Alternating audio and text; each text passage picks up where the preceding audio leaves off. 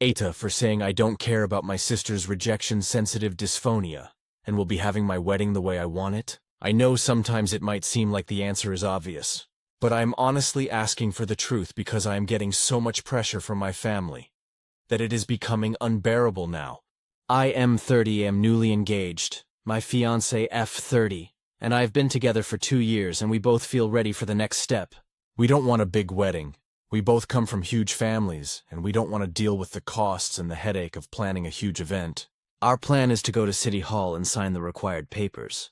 We would invite my parents, my sister, my brother-in-law, my fiancé's father, sister, brother-in-law, and brother, as well as 2 of my friends since they were the ones who set me and my fiancé up when we were in the armed forces.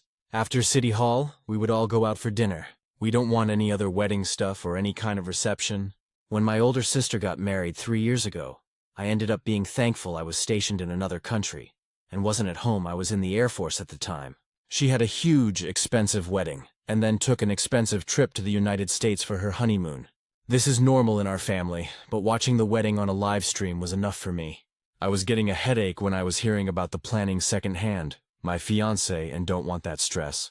I thought my family would have a problem with us not having big wedding or only inviting my parents, sister, and brother-in-law.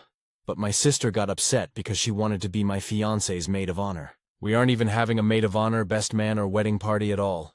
Even if we were. My fiancé would want her own sister to be maid of honor, not my sister. My sister also thought she would get a special role in the wedding as sister of the groom, which isn't a thing as far as I know. She wants to have a moment where she walks down the aisle alone before my wife does. I've never seen anything like that at wedding I've ever gone to. Only the bride or one half of the couple, and sometimes the father, walks down the aisle.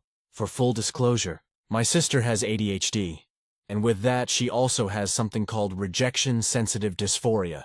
She takes rejection really personally, and even though my parents sent her to therapy before, she still takes it hard when she thinks someone has rejected her, even if they haven't really done that. I told her my fiancé and I aren't having wedding parties, or a wedding where other people have a special role or moment. She feels rejected, and now my parents, my brother-in-law, and other people in my family are pressuring me to change my mind. Aita for telling my sister and everyone else that I don't care if she feels rejected and won't change a thing about the wedding. It gets annoying to have everything revolve around my sister's feelings all the damn time. I don't think it's wrong for me and my fiancé to want our wedding day to be about us. Instead of giving my sister the role of maid of honor, groom's sister, and letting her be the center of attention like she wants. My parents and my brother-in-law are the worst offenders, and I ended up telling them and everyone else who pressured me that I'm done talking about this, and to never bring it up again. Aita for this?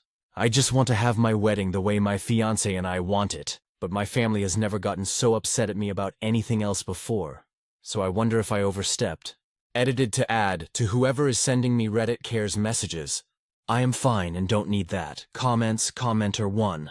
NTA, and I would tell your parents, sister, and BIL that if they mention it again, then none of them will be attending the small occasion you have planned. You'll just elope and have some random witnesses. That should shut them up.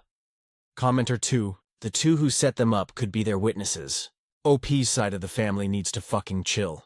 It's not his job to manage his sister's mental illness. Commenter 3. ADHD is not mental illness. She is neurodivergent, however. She has to learn how to manage her feelings. Her parents and family should get her appropriate support to that end. OP should have the wedding they want. Commenter 4. This isn't even about her ADHD or RSD. This is about her being entitled and self-absorbed. She is used to getting her way to avoid upsetting her, and now she has turned into someone who wants to make everything about themselves. That's not her ADHD. That's her ego. I'm guessing she didn't make OP's fiancé her maid of honor. So funny that she expects it for herself. OP?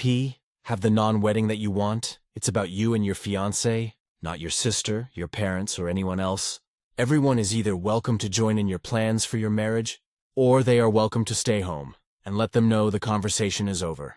The next time someone brings it up, tell them it's not up for discussion. Then leave, send them home, hang up the phone every single time also. Don't be surprised when your sister shows up in a bridesmaid dress. Commenter 5. Jesus, RSD is something you have to work on. Not something that means everyone has to give in to you to prove that they really care about you. I have ADHD. I sometimes get RSD. It sucks. It's hard. It also doesn't mean I get to demand to get my way all the time. NTA, you need to be firm with your sister. It seems like no one else is willing to. Update, we got married. We had the wedding we wanted. On Friday afternoon, we went to City Hall, signed the paperwork, and had a very quick ceremony. We invited my wife's dad, her sister and brother-in-law, her brother and his fiancée, and my best friend and his wife. My best friend and his wife were the ones who introduced me to my wife. Back when my friend, my wife, and I were serving in the armed forces, that evening everyone went out to a nearby restaurant for dinner. Everyone took some photos so we can remember the day, but things were very relaxed. We all wore clothes we already had, and we kept everything low-key. My wife and I spent Saturday together, and we both have to work today. We decided not to invite my sister, brother-in-law, and parents because of how they were acting. The last straw was them trying to say my father-in-law was on their side and wanted us to have a big wedding. He never said that. I actually think he was a tiny bit relieved because my wife's sister got married this year and her brother is getting married next year. My father-in-law doesn't try to control the weddings of his kids. He helps out with errands if he's needed, but he doesn't try to control or change things. I think he was relieved my wife and I didn't have a big wedding, but he would never say that out loud or comment on his kids having a big or small wedding. My sister and everyone else are upset, but I honestly don't care. I don't think it is unreasonable for a couple to have the wedding they want, or to have all the attention on them when it's their wedding day. I can't believe my parents and my brother-in-law are entertaining her ideas on this. If we did have wedding parties, my wife would want her own sister as the maid of honor, not my sister. I don't know where my sister got the idea she would get to walk down the aisle alone with flowers before my wife did, or have a special role as sister of the groom. I don't know why my parents and my brother-in-law think they get to control my wedding. My wife and I are adults. We don't live with any of them, and we have jobs, our own money. I put my foot down that my wife and I had the wedding we wanted, and we will not be having any other wedding-related stuff. We are done. My wife and I are ecstatic about being married, and that's all I care about. I appreciated all the support in my last post. Edit. I have been told it is common in America, the UK, and other places for the wedding party to walk down the aisle. I hadn't heard of it, because as I explained in my post, that isn't done here. Also, even if it was, my sister wouldn't have been part of the wedding party. My wife would have chosen her own sister and her friends, and I would have chosen my friends. It would have looked very strange for my sister to walk down the aisle alone before my wife did. Comments. Commenter 1. My husband has rejection-sensitive dysphoria. I don't think your sister's issues in respect to your wedding were related to RSD because that's not really how it works. I think your sister may well have RSD, but she's also got a bad case of main character syndrome and needs to be center stage at all times, even when things are not about her. In other words, she's just a self-absorbed asshole at times, completely separate to her mental health conditions. I'm glad you two had the wedding you wanted. Congratulations, commenter 2, right? It cannot possibly help her RSD that the things she asks for are extreme, and that's your parents' fault. It was their job to help her learn to deal with rejection in a healthy way, and now she doesn't know the difference between appropriate and inappropriate requests. The world outside of her family is not going to her kindly when she makes those demands. They set her up for failure. Commenter 3. I think it's kinda obvious despite getting you sister therapy, your parents have been undermining that therapy for years by caving to your sister. They should have gotten guidance via therapy as well for raising their child. Instead, I'm betting they used any excuse to spoil her. And I have to say this behavior sounds more narcissistic to me. She didn't have a problem with rejection. She actually tried to create a scenario to make herself the center of attention. These are very distinctly different behaviors. Stories number 2. Aita for remembering my late husband fondly by keeping mementos from our marriage and still celebrating his birthday. My 35F first husband John died very suddenly 6 years ago. We were together for 8 and happily married for 4. We never had children. Years after his death, I met my current husband, Ned, and we hit it off immediately. We got married last year, and everything has been great, save for one recurring argument. Ned hates that I still have sentimental items from my first marriage. I've tried to be sensitive to his feelings because I don't want him to think that I settled for him because John died. I don't want to make him feel like I want him to compete, or that I'm measuring his worth using John as a yardstick. Ever since the first time he expressed his discomfort with this, I do not bring John up to him, and I keep the things out of sight. I keep my wedding photos, other photos, wedding tape, home videos, gifts from John, and his old record collection in 2 large chests in the basement. The rest of his things I gave away to his brother and nephews. I have looked at them maybe thrice in the last 2 years, and usually at his family's request. I don't want to throw them out or give them away because they signify an important part of my life. Even if I'm in love with another man now, I am still very close with John's family. Every year, on John's birthday, we have a family reunion where we remember him. We eat, drink, tell funny stories, laugh at his most unflattering photos, watch home videos, including mine, play his favorite songs, and generally have a good time. It hasn't been a sad affair for at least 3 years now. John's family are very welcoming and have expressed interest in meeting Ned. He declined because he felt uncomfortable. I understand why, but they are also my family. He doesn't want to attend family events like the reunion, birthdays or weddings, and I never force him. Even though it does hurt my feelings that he wants to shut out my whole family. Yesterday, he found some old books of John's that I'd forgotten to remove from our library and accused me of leaving them there to spite him instead of putting them in the basement. Said that I don't love him and that he knows I wish John were still alive. I told him that I do love him, and that he was being unfair because I can't very well say, I'm glad he's dead. He told me that if I want to prove that I love him, I should throw out all my mementos because John and I never had kids to pass them on to, and that I can go to family things except the birthday celebration. I have tried to explain that I can't simply forget 8 years of my life, and that it's unfair for him to expect me to say that I'm glad I was widowed. But he refuses to speak to me until I do what he wants. I'm extremely hurt, and I feel like I'm not being unreasonable, but now I'm wondering if maybe I am the asshole. TLDR. My 35F husband 39M is upset because I kept some sentimental items from my marriage to my first husband who died. He wants me to throw out all the items, but I don't. Relevant comments commenter un divorce. He is being manipulative, bordering on gaslighting if I have the term right. Run, this is so beyond wrong. NTA, giant NTA reply. I can understand how this all screams red flags, and it will probably make me sound super naive if I try to defend his behavior by emphasizing his gentler traits, so I won't. I just want to try to fix it first is all. I'll definitely have to ask myself if I'm okay with giving in for his sake, or consider divorce if he refuses to compromise or go to couples therapy. I hope this doesn't make me come across as weak because I just want to give us a fair shot at being happy together. Thank you for your perspective nonetheless. Commenter 2 NTA, OFFS, I'm in Ned's position. My wife was married before. Her husband died. 4 years later I met her. 2 years after that we were married.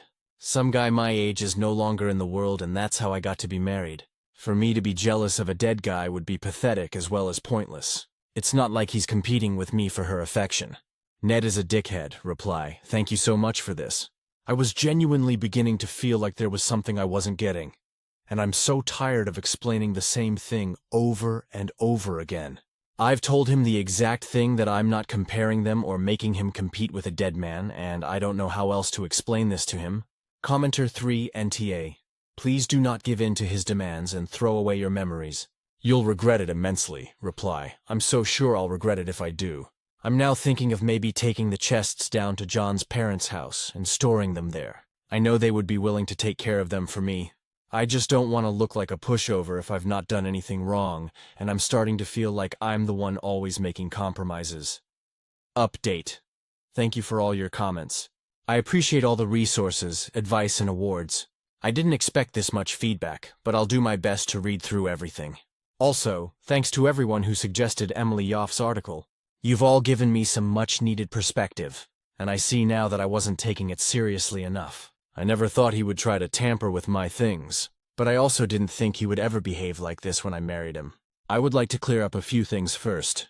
I've had a few hostile comments and DMs saying that I've been trying to make him uncomfortable by asking him to family things, forced my idea of normal on Ned, and even forced him to be in a polyamorous relationship with a ghost. I don't see how, because I changed my name, go out of my way to not mention or do anything related to John, save for the one day a year when we have the reunion. I even used to celebrate mine and John's anniversaries and wore his ring, but I stopped doing that before Ned and I met. I don't even mention the traditions we had out of respect. I do miss him sometimes, but I'm not pining, and I don't verbalize it except to my therapist. Therapy helped me immensely here, and I'm working my hardest. I didn't try to make Ned come to the birthday reunions with me. I only suggested the reunion after he accused me of spending it pining for John. I wanted him to see that that's not true.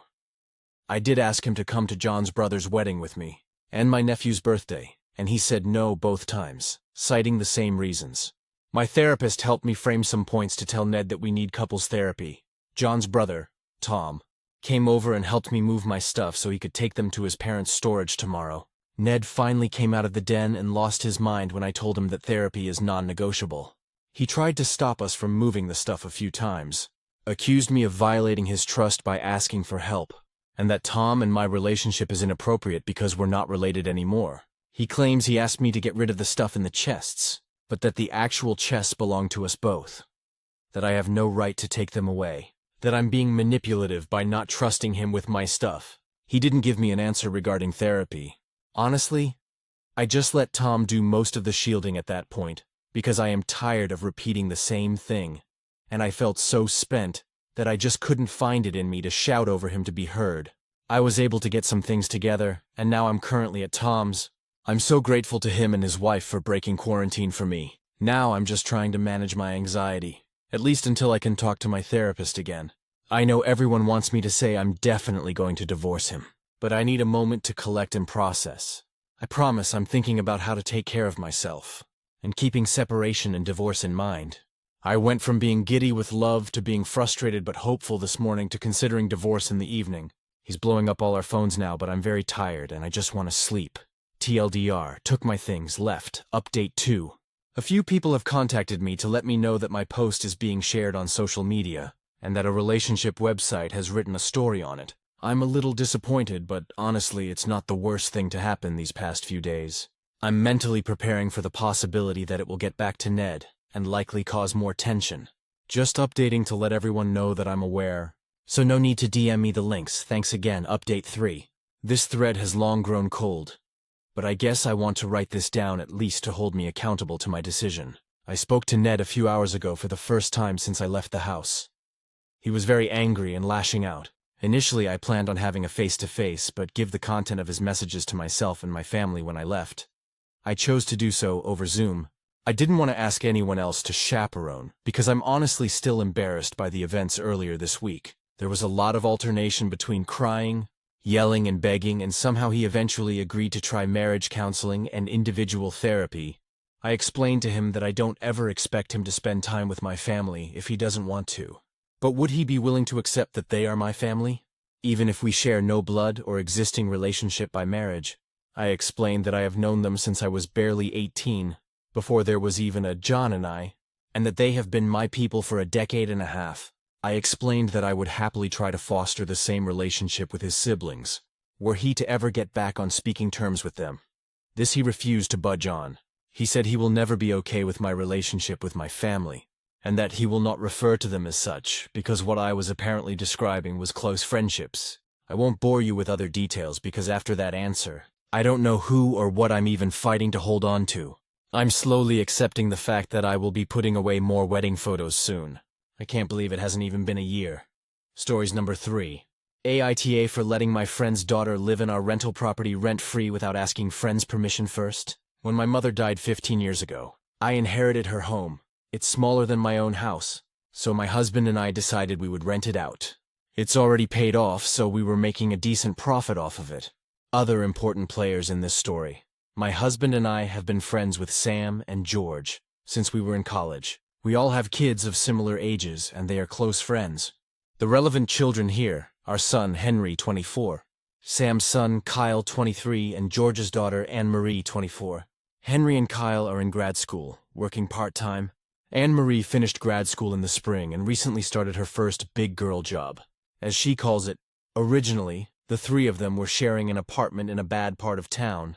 We didn't love that the kids were doing this, but they wanted to be independent and be on their own. And this was all they could afford. However, after a couple of incidents in the building, I came to the kids with an offer. If they cover the bills on our rental, we won't charge them rent and they can live there. We won't profit off it anymore, but I'm okay with that. If it means the kids have a safe place to live. The kids were on board with this and thanked us. I didn't even think about asking our friends about this, because the kids are all adults. Sam and his wife were cool with this. George, however, is irritated with us. He says one of the reasons Anne-Marie moved out is because he wanted to charge her rent to teach her responsibility. And she said if she was going to pay rent, she might as well have her own space. I pointed out that she will still be responsible for bills. The three of them are splitting the bills evenly, just not rent. He feels like this is spoiling the kids and wants me to not let Anne-Marie live there. I said I'm not going back on this, as that wouldn't be fair. My husband Sam and Sam's wife are on my side. Though my husband feels like we should have asked George first before offering this to Anne-Marie. I think that's absurd because she's an adult. This is our property, and we can do what we want. But am I being an asshole by offering this and not running it by George first? Edit. Yes, there's a lease being signed with stipulations about bills, what condition the house is to be lived in, and some other things such as they can't move someone in without not just clearing it with me, but each other. The lease will be reevaluated yearly. It also states if one or more parties are not paying their portion of the bills or any other part of the lease is violated, they will be evicted. This includes my own son. I also have money set aside for any damages that may come, and we also have insurance on the house. I'm confused why some are insisting I charge rent, saying they're not learning any budgeting. They'll still have bills by living here, and are obviously buying all their own food, so budgeting is happening, and they are still very much adults. They're just not paying arbitrary rent. Comments, Commenter 1 NTA. He doesn't get to decide what is right for his child when she's an adult. It would have been insulting to Anne-Marie if you consulted her daddy to see if she could live where she wanted to live. You'd be taking away her agency and giving it over to her father. Kind of feels sexist, honestly. It was kind of you to make that offer. I understand why you did it. And I agree with you that it was the best move given the circumstances, and your very real concern about their safety. Commenter 2 NTA. She's 24 years old. Many years into adulthood. It's your property to do with as you wish. George has no say in any of it. Commenter 3 NTA. As you said, Anne-Marie is an adult. Also, what is George thinking? He wants his daughter, a young woman, to struggle to pay rent and live in a bad neighborhood where she could be hurt, rather than let her live somewhere safe because she's not paying rent. You said she's paying bills. Isn't that responsibility? Commenter 4. Anne-Marie is gainfully employed. 24. With a graduate degree, in other words, an adult. IDK. Why you would need to ask an adult's parent if you wish make a generous offer like this. George wants to charge her rent for his own reasons. It's obviously not to teach her discipline. She went to college, grad school, and is working. She has discipline already. Ite. George is the AH. Stories number 4. I 23F caught my boyfriend 26M 1 year on Tinder. He swears it's not true. I'm going to lose my mind. My friend came to me yesterday at lunch with screenshots of my boyfriend's Tinder profile. The pictures were all old photos, so I confronted him immediately expecting to hear something like, "Yeah, haha, I forgot to delete that," which is cool. He denied being on Tinder at all, and my friend suggested that she make an account, set it to his specifications, and see if he turns up. And there's his profile. So, this means that my boyfriend has been active on Tinder within the past 2 weeks. I confronted him with this, and he changed his story. Now he's saying that his friend has been using his account. He shows me his phone and says, "Look, I have nothing to hide." And of course the app is deleted, so I take his phone, download Tinder, log in with his Facebook and see that he has been active, albeit infrequently. There was one girl that he tried to meet up with back in May when I was out of town.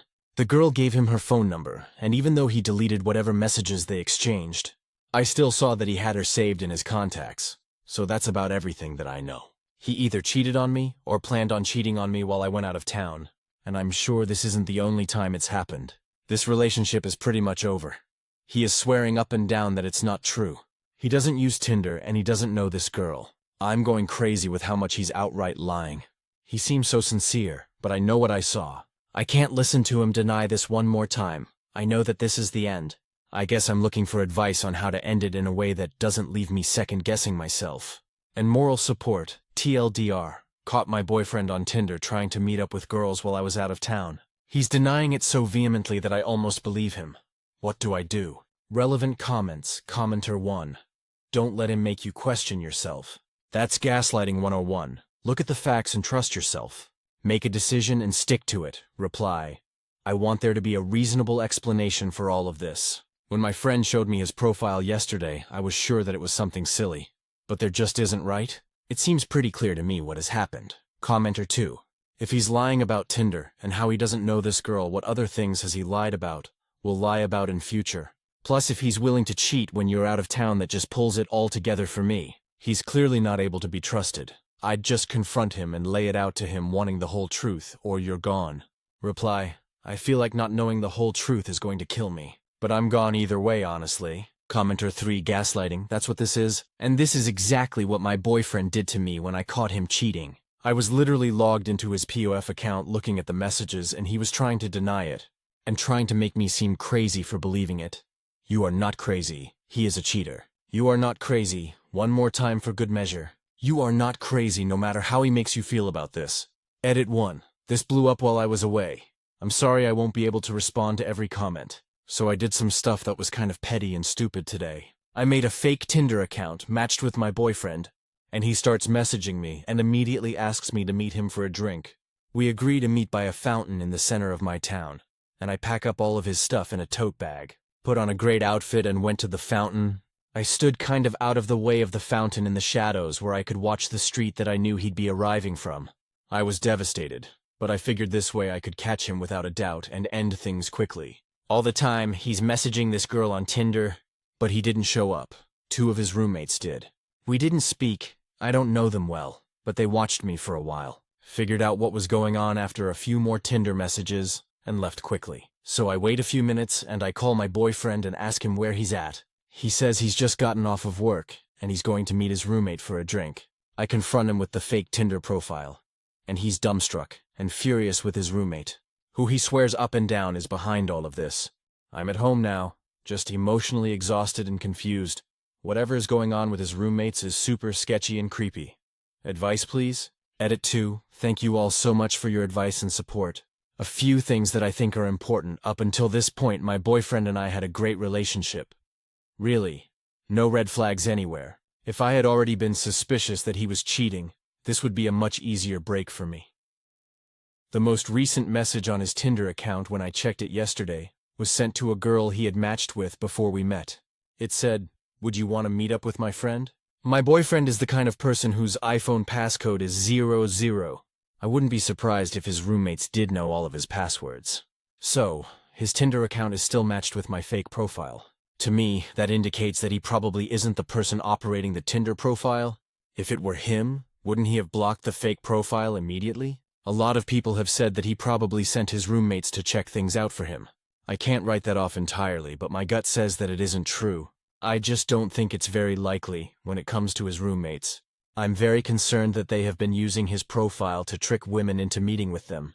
The fact that his profile hasn't been deleted makes me worry that my boyfriend is in on this. So that's about where I'm at right now. I'm worried that all of them are working together to, at best, scam women, at worst, assault them, and my boyfriend is at least passively involved. Either way, I feel some responsibility to do a little more digging. Relevant comments, commenter 1, you have all the info you need. He still has this girl in his contacts and tried or did meet up with her as soon as you were out of town. Who cares if he actually cheated or not? Think about how shitty of a person you have to be to pull that stunt. Then lie about it, claiming his friend was using his Tinder with his information and pictures? That's one of the dumbest things I've read on this sub. Reply, after what happened tonight, I think I just need to get out as fast as possible. It was seriously weird that 2 of his roommates showed up. Replied to a deleted comment, I feel so creeped out by the fact that it was 2 of them. If it was just his one roommate, that would have been easier to handle. But both of them showed up. It makes me worry that they didn't have good intentions for this fake Tinder girl. Commenter 2. The edit still doesn't change the fact he was talking to another woman and planned on meeting her, and still had her number saved in his contacts. But his roommates, that is very sketchy. I do not have an explanation for that. But a bad gut feeling reply, right? The fact that 2 people showed up instead of 1 makes me think that they had something planned for the fake Tinder girl they thought they were meeting with. Commenter 3, playing devil's advocate. His roommates may have been helping him out of this situation today with you. He can now say it was them all along. There was that girl's number in his phone. However, do you have access to his call history? Reply, I don't have access to his call history anymore. Do you think my boyfriend could have figured out that it was me on a fake profile and sent his roommates? That seems a little bit far-fetched.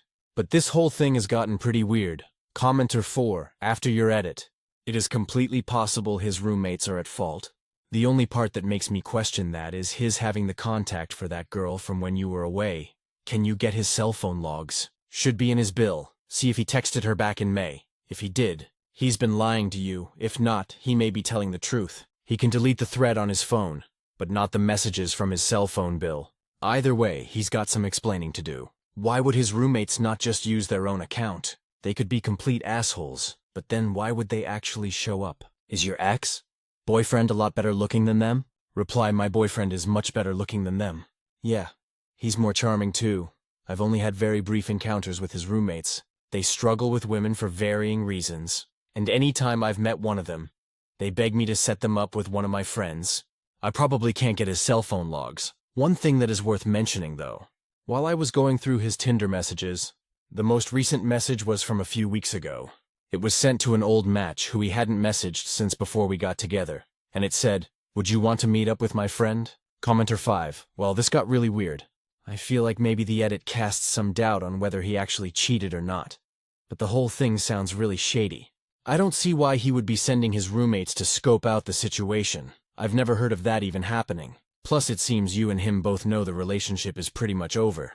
So why be so vigilant in covering his tracks at this stage? To me, it sounds like his roommates were using his photos on a fake Tinder, meeting up with girls 2-on-1 without their knowledge, and doing what exactly? The whole thing sounds really sketchy. And even if he wasn't cheating, I would question being in a relationship with someone who condones this kind of behavior. Plus, he probably was cheating anyway. You still found the phone number he got while you were away. Reply, I agree.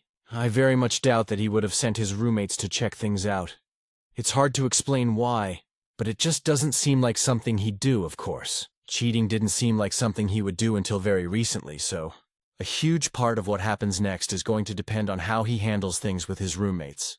It seems like if he was really bothered by this, he would have stopped them already by changing his passwords or deleting his account, and as of this morning, the account is still up, commenter 6, so I'm getting this weird feeling about both of his roommates showing up. I may be totally off base, but the only reason I can think of for two dudes to show up to a Tinder meetup is assault. I'd be kind of wary about all three of them if this is a shared account. Reply. That's my fear too. I'm very worried that they've been using his profile as a cover to assault women. It seems worth mentioning that my boyfriend has told me in the past that he dislikes his roommates, but stays friendly with them because it's the easiest way to live there. Once a friend of mine asked me if I'd have him set her up with one of them, and he gave me a very hard no, which threw me off because every time I've spoken with one of them, they've begged me to set them up with someone. Update, I 23F caught my boyfriend 26M. 1 year on Tinder. He swears it's not true. I'm going to lose my mind. The original TLDR. Caught my boyfriend on Tinder trying to meet up with girls while I was out of town. He's denying it so vehemently that I almost believe him. What do I do? But it got weirder. The girl whose phone number was in my boyfriend's phone was from Brazil, so I wasn't sure about calling or texting the number, but I did find her Facebook by searching for that phone number. I messaged her and asked about my boyfriend. She confirmed that she had matched with him on Tinder, and they exchanged phone numbers. The phone number she has is my boyfriend's correct phone number, but she never met up with him because when they exchanged more selfies, the man in the photos was clearly not my boyfriend. I met with my boyfriend and laid out everything for him. I showed him the fake profile, the messages I had exchanged with the Brazilian girl, told him about his roommates coming to the fountain the other night, and I told him that if he was honest with me about what was going on, we could work through things, but that if he kept lying, we were finished. I told him he needed to get real honest about what was going on between him, his roommates, and this Tinder account. Here's what happened, and I believe this all to be true. When my boyfriend upgraded his phone, he gave his old one to his roommate, and when he reset it, he let his roommate connect to his Apple ID. So my boyfriend had shared his Apple ID password with him. And they've been sharing an account. His roommate, for reasons we don't totally understand, managed to get onto his Tinder profile and started using it as his own. He said he thought he looked enough like the pictures that he could get away with it. They're both of the same ethnicity. But my boyfriend is way hotter, so I'm not sure how his roommate thought that would work out. When his roommate can't pay his own phone bill, my boyfriend will often lend him his phone. Or switch SIM cards for a while. I know this sounds strange, but I know for a fact that it is true. When I was out of town in May, boyfriend's roommate matched with this Tinder girl, got her phone number, but couldn't text her because he hadn't paid his own bill. So he could contact her on Tinder through Wi-Fi, but not send texts, since I was out of town anyway, and I was the only person my boyfriend needs to contact. He agreed to let his roommate use his phone to talk to this girl, but didn't know at that point that his roommate was catfishing this girl with his old pictures. Both roommates showed up to meet the fake Tinder girl because I had told them on the fake account that the girl had a roommate. Their plan was to meet with this girl and convince her to bring her roommate out as well for his friend. Not a great idea. Kind of weird, but okay. Boyfriend, of course, was furious with his roommates and made sure the account was permanently deleted. This has been the craziest, most exhausting week of my life. I believe that this is how everything happened. My boyfriend and I are working on repairing the relationship. TLDR, it was his roommate all along. Relevant comments, commenter 1. Holy guacamole OP, that's crazy. First of all, I hope your SO cuts off contact with that friend. This is how he gets treated after everything he's done? Also, I still don't fully believe the roommate's story about why both of them came. Maybe they're socially illiterate enough to not realize how weird that is. But honestly, I wouldn't be surprised if they're just trying to cover up nefarious intentions. Commenter 2, glad to hear your BF wasn't cheating on you. It really makes you think about knee-jerk reactions on Reddit. Then again, most of these stories don't have a happy ending. Commenter 3, wow. It's actually really good you tried to set him up, otherwise you'd probably still think he was guilty. I would too. What worries me is his roommates are lying to girls about who they are. What's even more worrying is that he brought a friend with on the date when he never mentioned he would. I genuinely think they may be trying to take advantage of a girl because this is all incredibly weird and suspicious. Seriously, I would file a police report for identity fraud or something along the lines of that. Don't delete evidence you have. None of this sounds right. Hopefully, since your boyfriend was never lying, you will be able to make up. Stories number 5. Aita for saying I won't go to my friend's wedding after she dropped me as her maid of honor because of my looks. Sophie and I, both 27, have been close friends since we were 4. We're not the speak every single day Laurel Susanna type friends, but I genuinely considered her a sister and her parents like an aunt and uncle. Our families are close. My whole family is invited to her wedding, as is my boyfriend's family. My boyfriend is Sophie's brother's best friend. That's how close we all are. So I wasn't really surprised when she asked me to be her maid of honor, and I think I've been a good one. Well, 2 weeks ago, Sophie, the other bridesmaids, and I went to try on bridesmaid dresses. I thought we all had a good time and that it was a successful trip as we found dresses. Apparently not really, because a couple of days later Sophie asked to meet me. She asked that I step down from being maid of honor. She said seeing me in the bridesmaid dress made her realize she just didn't want me stealing focus from her, and that she wouldn't feel good standing up there knowing everyone was probably comparing us. I was so hurt, I admit I cried right there in the coffee shop, partly because I never wanted her to think that anyone would be thinking anything other than that she was the most beautiful bride on her wedding day, and partly because I was just so excited to be up there with her and she was kicking me out over something that I couldn't even control, and wasn't really true. So I said fine, it's her wedding. If she didn't want me up there, I wouldn't be. But I wasn't going to come to the wedding as a guest, when clearly my presence was going to be a burden to her. Sophie said that wasn't what she meant, and I asked her to explain. She said she desperately wanted me there, so she was going to put aside her feelings, but she just wanted pictures at the altar to be with her looking the best, and to have that moment with everyone looking at her up there. She also wanted me to tell everyone I dropped out because I was too busy. I said none of this felt fair, and I wasn't going to lie for her. I was a good friend and did nothing wrong, and she was being a brat, but that was her prerogative and I didn't have to play along. I told my boyfriend about this, who was pretty horrified, and agreed that if I didn't want to go, I shouldn't. Although he still is, because he's friends with the groom. But my mum and stepdad think I would be the AH if I didn't go. My mum said it's also been obvious that Sophie was insecure. I never noticed this, and that she can understand where she's coming from. She said I've had the spotlight our whole lives again. I don't think this is true. Sophie is far more outgoing and well-liked than I have ever been, and even though it's pretty sad, maybe she does deserve to be the princess on her wedding day, and I shouldn't hate her for it. She says I'll regret missing the wedding over this. My stepdad says I should go because she's my oldest friend. And even if she is being unfair, sometimes you have to let people be irrational. I really don't know now. Sophie and I have so many mutual friends, there's not a lot of people I can ask about this without it getting back to her. So here I am. I feel like maybe I'm being a jerk having this blow-up. But I don't see why I should even stay friends with someone who would exclude me from her wedding party over something superficial. And clearly, she's been sitting on these feelings forever. Not to mention I already paid for her whole bachelorette party and the bridesmaid dress and contributed to the cost of her wedding jewelry. And now I just feel used, so am I being a petty AH by refusing to go? Relevant comments. Downvoted commenter. Your friend told you she didn't feel pretty enough to have you stood up next to her on her special wedding day. I was all for saying you weren't the asshole until you mentioned your mother. It's telling that your mum has been able to see how insecure Sophie and you haven't when she's meant to be your friend. The fact your mum has pointed out that Sophie has always been insecure and Tao, her best friend, haven't noticed that speaks a lot about your friendship. The fact your response is that maybe your friend deserves to feel like a princess on her wedding day kinda seals it for me. YTA reply I meant princess, like maybe she deserves to have her cake and eat it. And yes, it's a maybe, because I've never thought getting married means you get to treat the people you love like crap. Commenter 2, NTA. Her decision shows she's not actually your friend. Friends don't actually care if you're prettier than them. And honestly, I think your BF sucks for still going. He should stand by you. His friend fiancé disrespected you. He should see they are a unit and realize you two are a unit.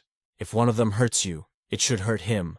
Anyone who tells you to swallow disrespect cares more about their peace than your well-being. Reply, well, he said, should I also not go? And I was like, no, let's not become those people. It's not a boycott. If I didn't want him to go, he wouldn't. But if he didn't, then Sophie's brother would know why, and then it would become a whole big thing. Plus then his sister, who is also my friend, would feel like she shouldn't go, and I just didn't want to start the domino effect. Especially since I don't even know if I intend to tell anyone why I'm not going. OOP's response to a downvoted comment regarding the competition between herself and Sophie for attention reply. The spotlight she's referring to is specifically male attention, and I guess looks-based attention generally from people we meet. And yes, I'm aware of that, but that's not what I consider to be spotlight. Or not the be-all end-all anyway. Sure, I get approached more by men, but Sophie was always the one with more friends. Better grades, the person teachers actually liked. She was in clubs and well-known. I considered all that to even out, or even swing in her favor, honestly. But yeah, it's true I never realized that the male looks attention thing bothered her that much. But to be fair, mothers do pick up on things about your friendships when you're younger that sometimes you don't. Sophie never let on that this one thing bugged her to this extent. It's true that I've always got more male attention people commenting on my looks. I admit that. But in the grand scheme of life, I never felt like that was a big deal. Sophie dated often while my current boyfriend is my second ever relationship. She has always had more friends, been more popular, even better academically. It's not like she's come second to me in everything, just in this one thing, so I guess I just figured it evened out. Or even that she was winning out of the two of us. The thing is, I probably would forgive her if she ever bothered to apologize. But clearly she still thinks she's in the right here. Commenter 3, NTA. That's because you have been used. WTF is wrong with your dad and stepmom? Sophie hurt you so deeply, and they tell you to take one roar the team. That is truly awful for them to expect you to do. Also, your boyfriend is still going to be in the wedding because the groom is his best friend? So, in essence, he's saying that it's okay for the groom's fiancé to devastate you. As long as he still gets to go, you really need to find new friends and a new boyfriend. Unfortunately, it's not so easy getting new parents. You should really let your parents how horrible they made you feel by putting their interests over their own daughters. You are no longer in the wedding, so send Sophie a bill for the bachelorette party and the wedding jewelry. Let her know that because you are no longer the MOH, it is her new MOH's obligation to pay. If she refuses, take her to small claims court. Don't go to the wedding, it will be so uncomfortable for you, and you won't enjoy a minute of it. Reply. My boyfriend is going because his whole family is going, and I told him not to skip it on my account. Because if he also skips, then it'll become a big thing. I don't want him to boycott in solidarity. I think that's childish. OOP on if she is professionally more successful than Sophie? Reply, no, not at all. I've inherited some savings, and my boyfriend takes care of our household expenses, so I have more disposable income. But Sophie is far ahead of me professionally, and is much more career-minded. Commenter 4. Wow. I wonder if your better financial situation is viewed by Sophie as an extension of something like your looks that you didn't have to work for.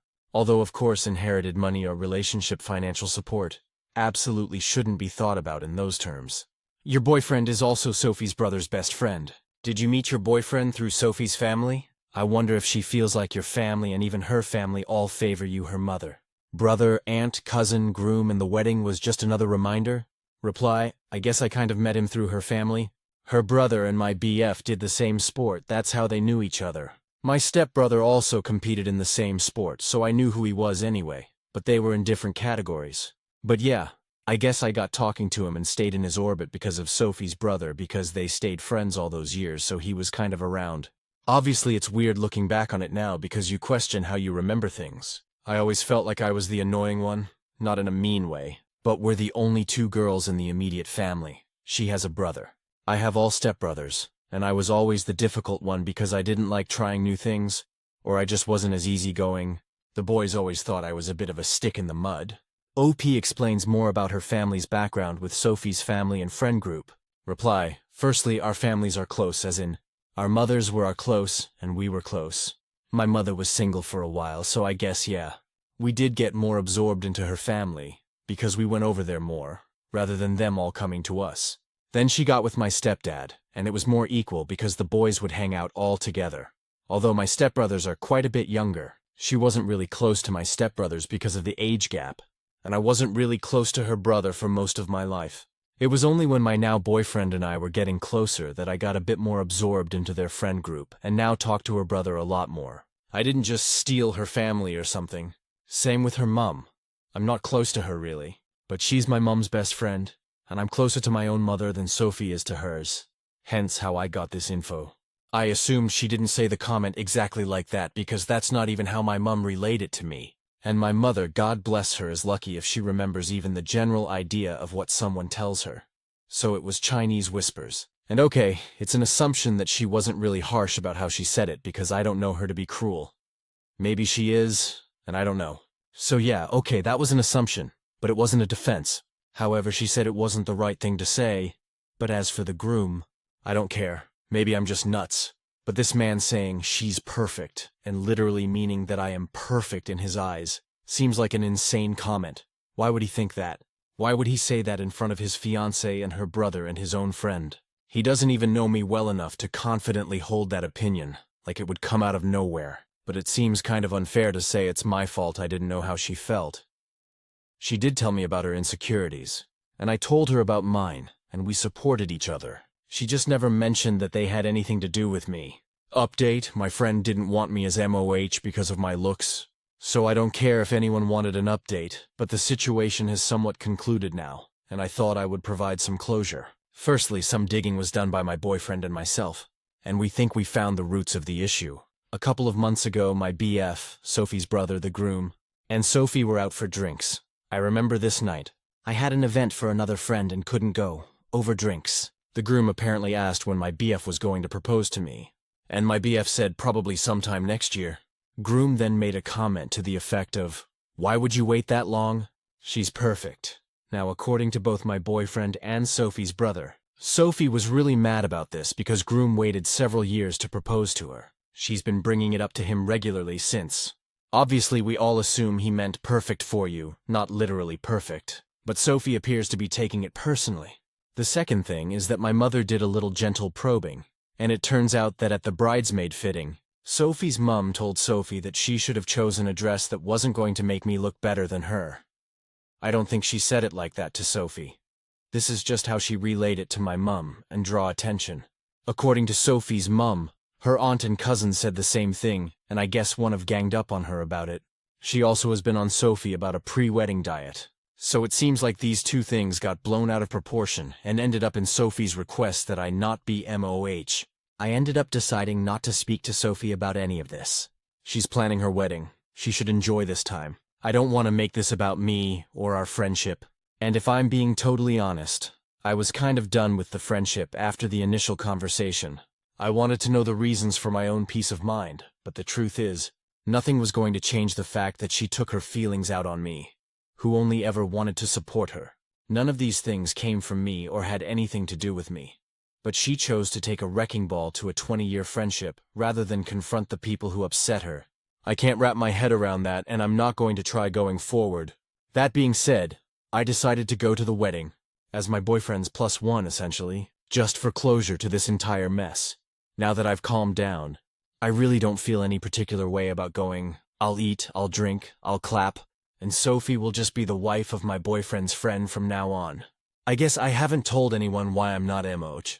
I just said in the group chat that it was for personal reasons and everyone can speculate. Once the wedding is over, I'll tell our mutual friends the truth and they can do with that info what they will. Sophie has reached out since to talk, but I sent her a message telling her that I'll be at the wedding as a guest, and that I hope she enjoys this time in her life, and wishing her the best, and haven't been replying to anything else. It surprised me how quickly I've reached the numbness of just not caring anymore, but that's where I'm at.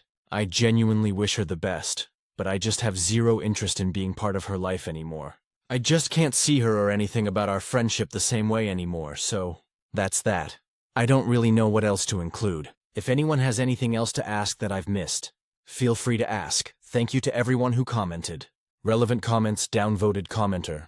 Please don't tell your mutual friends the whole story. Why stir up more drama? Let the whole thing fade away and move on. Reply. Because they're going to want to know why we're not hanging out or close anymore. And I have no reason to lie to my friends. Commenter 1. The fiancé could have realized his own mistake in delaying his proposal and is advising his friend not to do the same. Sophie may just be very emotional and stressed with the wedding, so you've done the right thing by giving her space. I do wonder if she is also recognizing that she overreacted and now wants to make amends before the wedding. You know her best, though, after 2 decades of friendship. It's really hard losing a friend over silly drama, though. I'm sorry, OP. Reply. I had also known my boyfriend for over a decade before we got together. It's not like we started from scratch, and we both went into it knowing we thought we were going to get married. So it's not the same situation at all, and I don't think it's at all relevant to Sophie's relationship. I know she is trying to salvage the friendship by reaching out, but it's like all my feelings have evaporated. I don't feel like there's anything I want to say or share with her. She's the kind of person who would take her issues out on someone over something purely superficial. I don't want to engage with that at all. Commenter 2. Info. Your initial post ended with you saying that you had already paid for a bunch of stuff because you were MOH. Did she offer to reimburse you for that? Do you think she waited to drop you from MOH until after you spent the money? Good for you for looking out for yourself. Reply, she didn't offer and I didn't ask. I really don't care about the money enough to keep talking to her. I don't think she dropped me when she did because of the money. I do believe it was a coincidence, and she would probably make a plan to pay me back if I bugged her about it. But I paid for those things for someone I loved at the time. I don't want to take away from her experience just because I can. OP responds to a downvoted comment about not having to tell the truth to the friend group regarding Sophie asking her to step down from MOH and let Sophie have the wedding she wants. Reply, I did solve it. I did what she asked. I didn't want to drop out. She dumped me. Why should I have to stop myself receiving support from and being honest with my friends because she chose to misdirect her anger, regardless of what she feels because of things that have never come from me? I have been a good friend to her. I don't think she is better off without me, but it doesn't matter. But she wasn't thinking of 20 years of friendship when she chose to make everything my fault. So clearly it didn't mean that much to her either. OP responds on Sophie's insecurities and life being better for Sophie without OOP in it. Dropping the friendship between both of them. Reply, it's not that I never noticed she has insecurities. Everybody has insecurities. I just never thought her insecurities were focused on me in comparison. I don't take my feelings out on other people, and I'm not a punching bag for people to do the same to me. And mind you, all this stuff I found about, none of that is things she ever bothered to tell me or explain to me. She never tried to let me into what she was feeling, or gave me the chance to be understanding. She just presented it as like, sorry, you're just not good enough anymore. As if it was my fault. Again, I just don't have anywhere to go from there. Someone who does that isn't someone I want to share my life with. That's not to do with my ego. That has to do with keeping my associations positive. I really do hope her life is better without me in it. At least then, this was all worth it. I hope in the long run we both end up happy. We are in a truce. I haven't done anything to her. I haven't badmouthed her. Haven't asked her to reimburse me for anything. I just don't want to be friends anymore. That's all. It's not about being the victim. Other people hurt her, so she hurt me. I'm not interested in that dynamic. That's all. Stories number 6.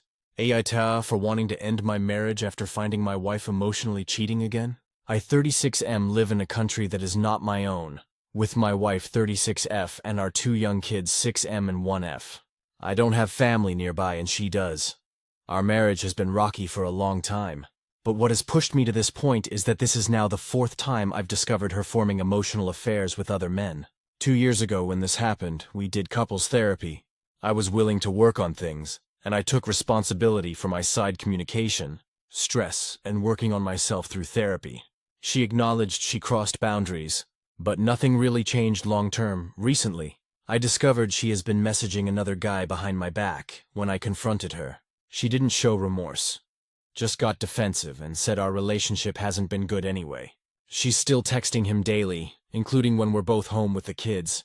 She denies it's an affair because they haven't done anything physical, but they talk intimately. It's a work colleague, so it's someone she sees every day, and they are planning to meet outside of work. She also goes out of her way to hide her phone. Meanwhile, we are still living together for financial and childcare reasons. She sleeps in our old bedroom, and I'm in the spare room. The atmosphere is tense, and I honestly feel like I'm living with a roommate who's just waiting for me to move out, but simultaneously playing the victim. What really hurt recently is I saw messages where she said that when we finally separate, she wants the kids 100% because I'm not capable of having them. I actively participate in the bedtime routine, school runs, cooking, baths, housework, etc., so that stung. I never have any time for myself because I'm constantly playing my equal role as a parent and husband. I feel like she's positioning herself as the hero and me as the absent, uncaring dad to justify her choices and her guilt. Everything seems typical gaslighting, manipulation, and just general narcissist behavior on her part. Here's where I'm stuck. I'm considering moving out in the new year. I have a possible apartment through a friend, but if I leave first, she will financially struggle, and I'm scared the kids will be caught in that. I want the kids 50% of the time at least once we separate physically, but I still feel like I'll be abandoning my children or reducing their stability. Also, we're supposed to take the kids to see my family soon. They haven't seen them in a year as they live in another country, and I'm afraid if I tell her now, she'll cancel that trip out of spite. She's already alluded to this when I've hinted at talking about our housing situation. I don't want to be with her anymore. I don't trust her, and I don't think she's interested in fixing anything. But I feel guilty and sad about breaking up the family, especially since I'm isolated here. Aita for wanting to separate, even though it will create financial and emotional instability for her and the kids. Comments. Commenter 1, NTA at all. Consult a lawyer with the concerns of the children and do what is best for you and them. Not only do you deserve better, but the kids should also get the home full of love they deserve. Good luck, OP. I wish you the best. Commenter 2, NTA, dude. She's totally cheating with this guy. Don't believe she isn't. But even if she weren't, it's way past time for you to admit it's over and lawyer up. She's already planning to take your kids away from you, and you're at a disadvantage not being in your own country. Get a real good divorce lawyer and a good immigration attorney if you think there is any issue there. Otherwise, she's going to mess your life up badly. Commenter 3, stop torturing yourself over this cheater. Move out ASAP and go for full custody based on her lying and inability to provide a stable home.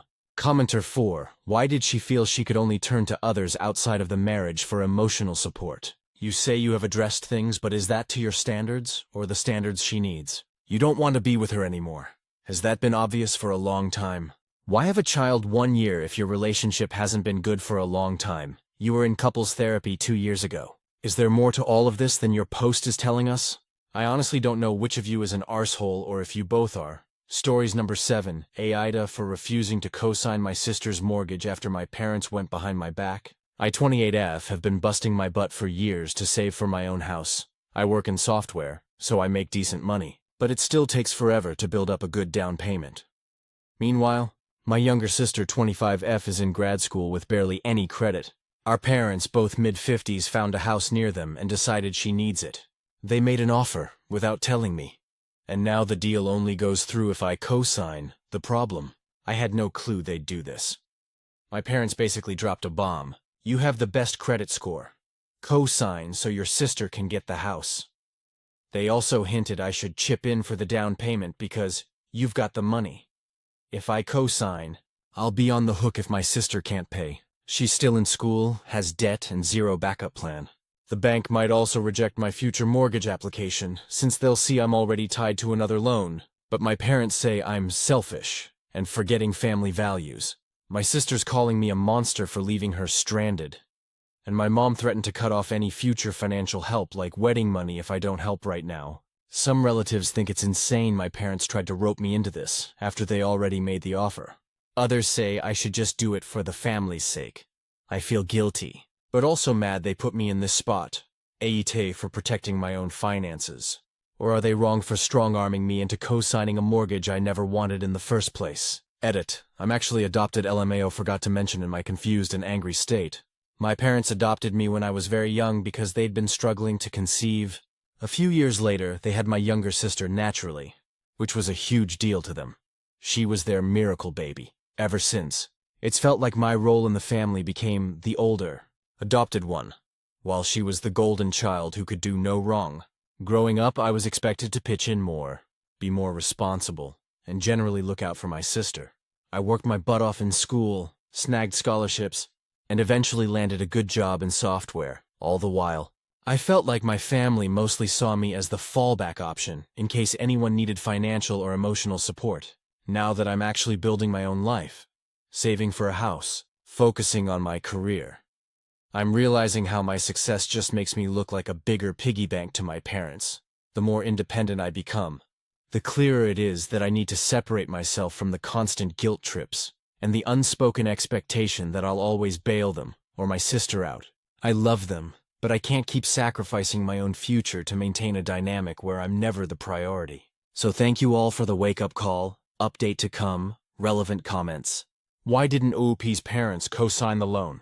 Reply: they have financial strains and don't want to insure that risk, and don't have the best credit either.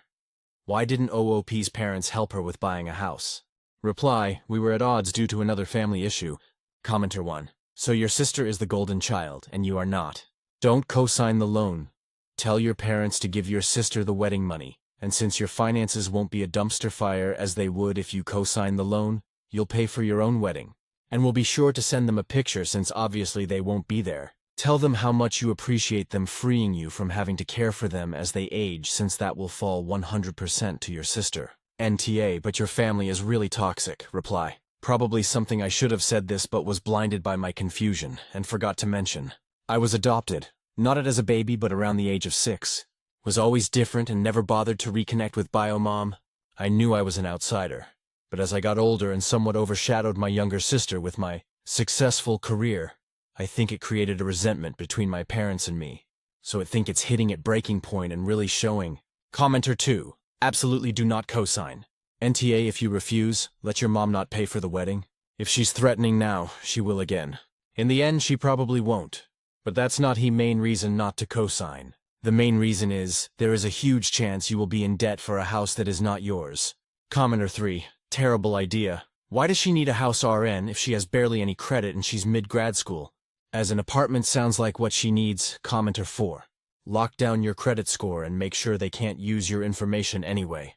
My sister had hers trashed by the EX because he would take out loans in her name. I have seen parents do this as well, regardless of the child's age or consent. Update 1. Okay, so here's where I'm at.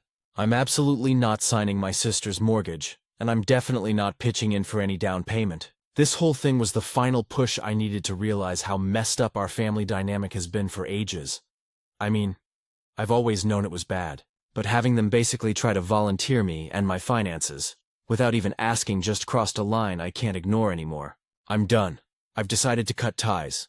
I'm already in the process of dropping any financial entanglements we might have. Cutting off shared accounts. Making sure they can't use my information for anything. And basically scrubbing them from my finances. My job lets me work remotely, so I'm planning to move out of state soon. That was always in the back of my mind. But now it feels urgent. I need space, distance, and a real shot at a normal life without the constant guilt trips. I'm also locking down my credit, freezing it, changing passwords, everything. I'm not taking any chances that someone might try to open a line of credit in my name. I've seen enough horror stories and I'm not about to become one. Thankfully, I'm not alone in all this. My close friends have been incredible. They're basically my real family at this point. Helping me pack, offering me a place to stay if I need it, reminding me that I'm not crazy for wanting to protect my future. They've been the biggest source of support, and I'm honestly so grateful to have them in my corner. So yeah, that's it. I'm not signing, I'm leaving, I'm done. If my family wants to blow up at me for abandoning them, so be it. I've got to look out for myself, my credit, and my sanity. Here's to hoping things only get better from here. Everyone who commented their 2 cents are amazing people, and I thank you all for your support while I'm dealing with this. Truly thank you. Relevant comments. Commenter 1. Be sure to freeze your credit with all 3 bureaus and freeze your social security number as well. OP clarifies the timeline on when she was adopted into the family. Reply: honestly, it's not as dramatic as it sounds. We're 3 years apart in age. I'm older. But my adoption was finalized around the time my sister was toddler-aged.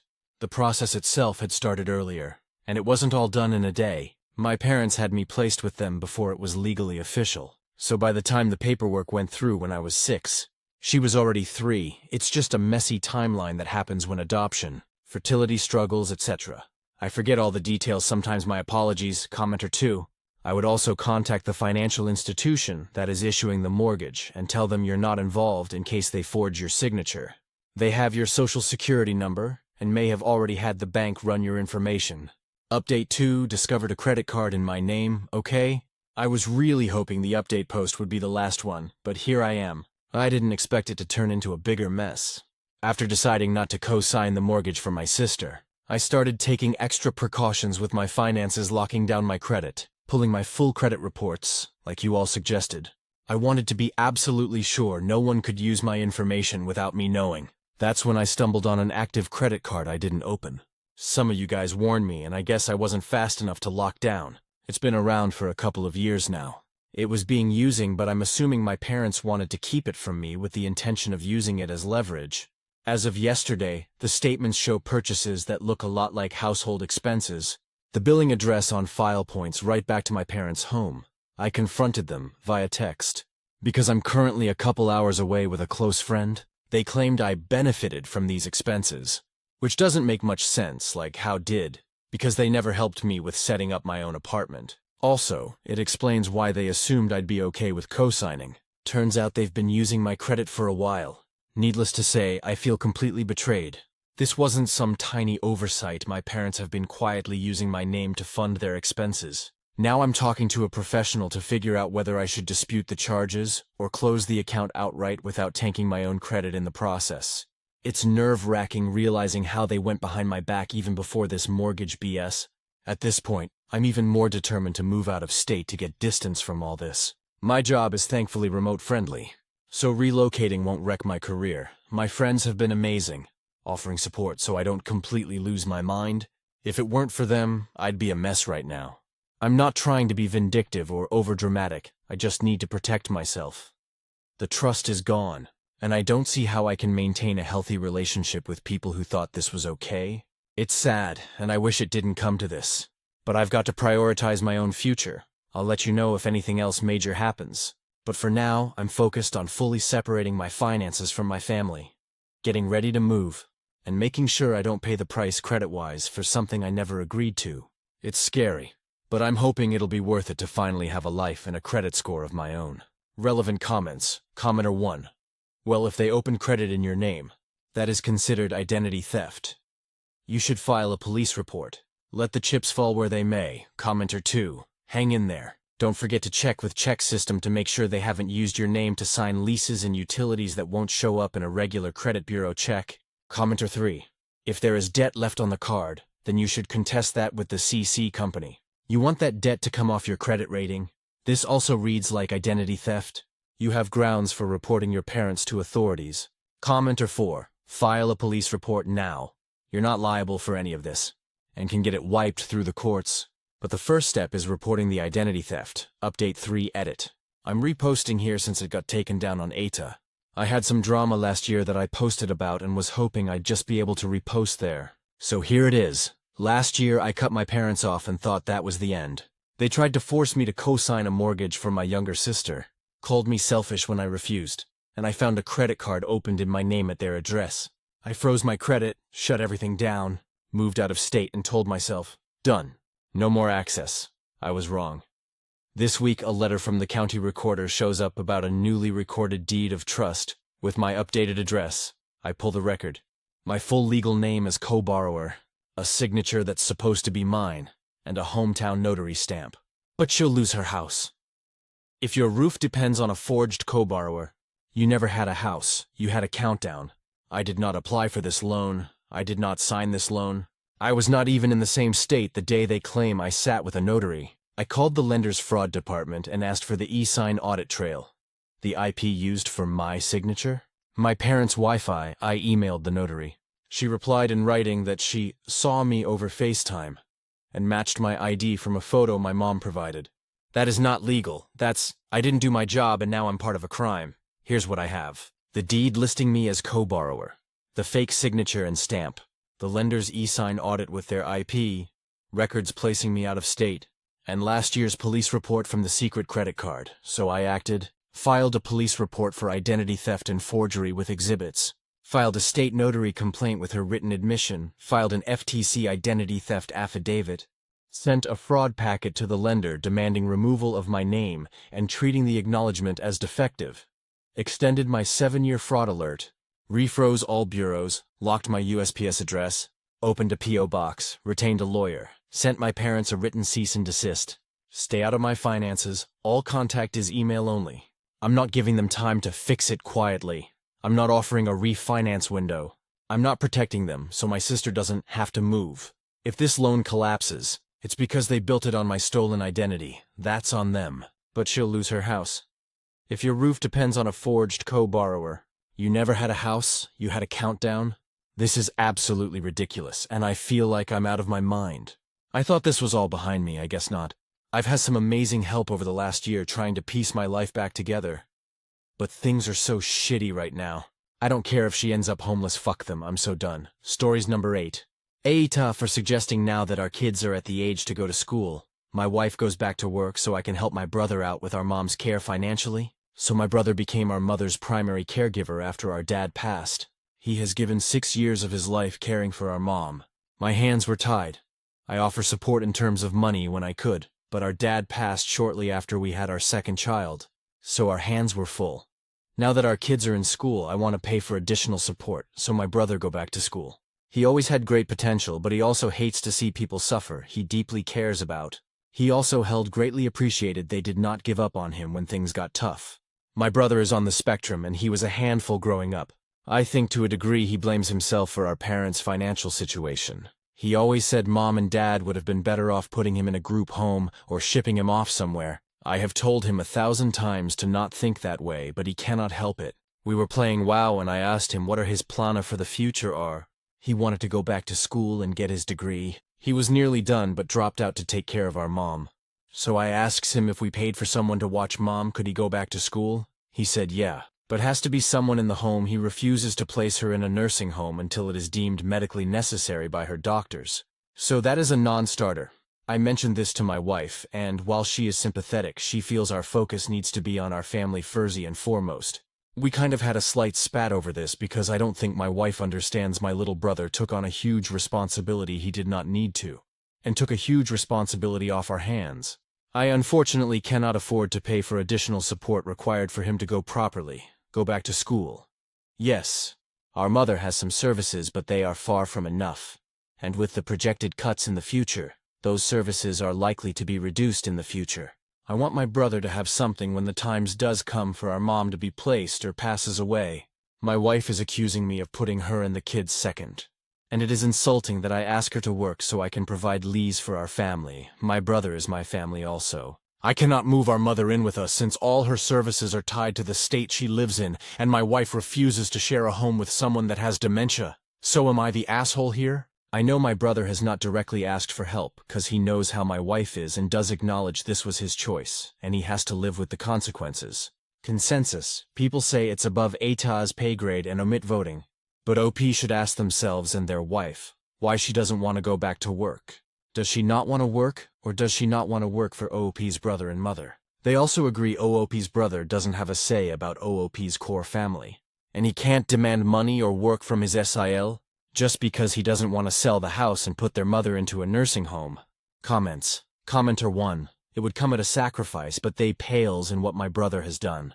She had a well-paying job at a charter school as the school nurse. She easily could get another job that pays well. We would handle it like every other family that has both parents working. Commenter 2. Many families with 2 working parents make it work. You assume I don't do anything? I did live on my own prior to getting married, been living on my own since I was 18. Been working since I was 14. I am not some helpless guy. Commenter 3. You do understand prior to marriage I was responsible for keeping my own house in order. You think once someone gets married all that just goes away? Yes, chores are split. And yes, we share the load when it comes activities. And yes, when it comes things like homework and days off as a family. We will just have to make it work like many other families do.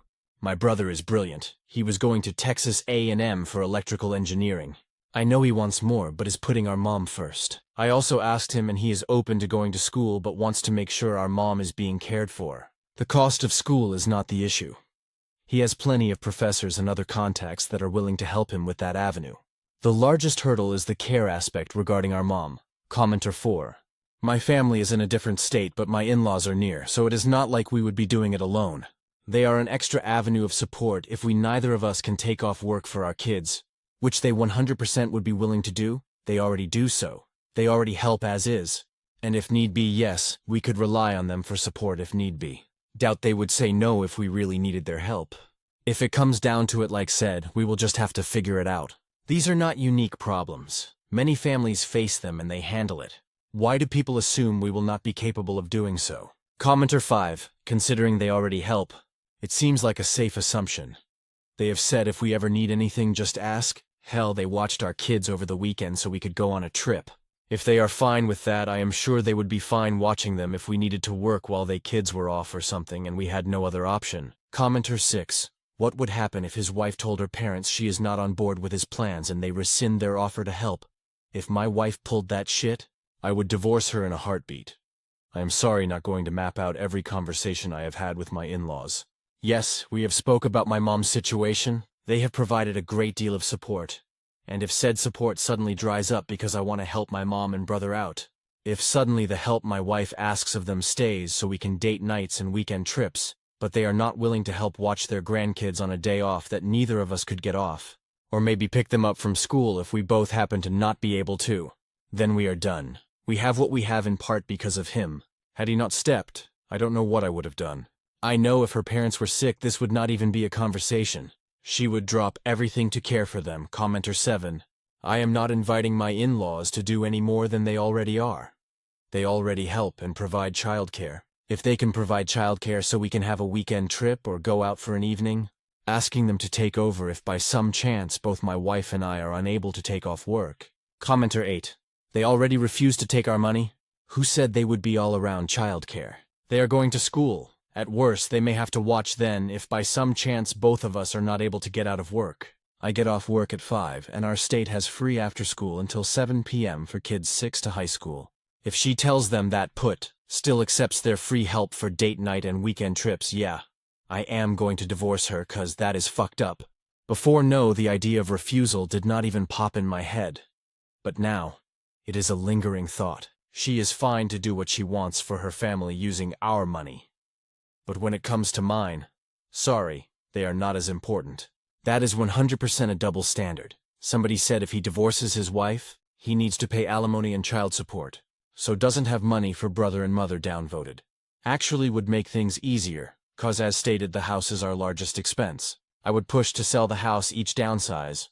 I probably would have to pay spousal support until she got back on her feet, but she has a valid nursing license. I highly doubt courts would say it makes sense for her to not work while the kids are of school age. As for child support, I would push for 50-50, so why would I be paying her child support? Might even push for full custody, 'cause I could easily swing my current income and job location allows me to provide more stable environment for our kids.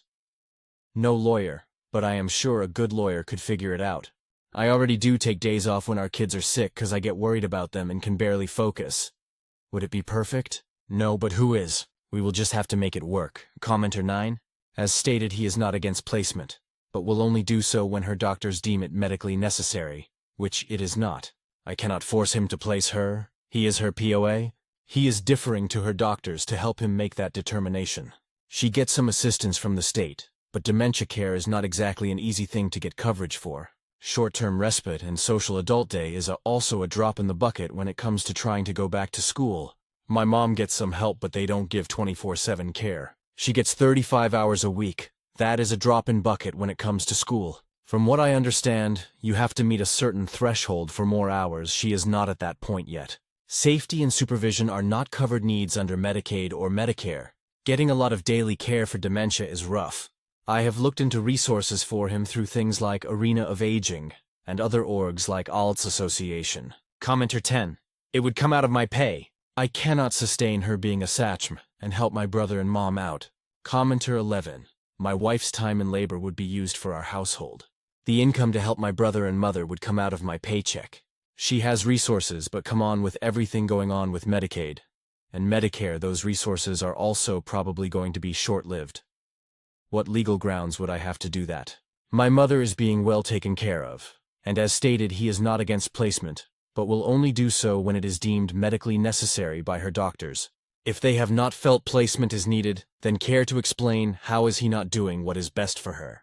As for him, what you think anyone would say what he is doing is wrong? She 100% would move her parents into our home.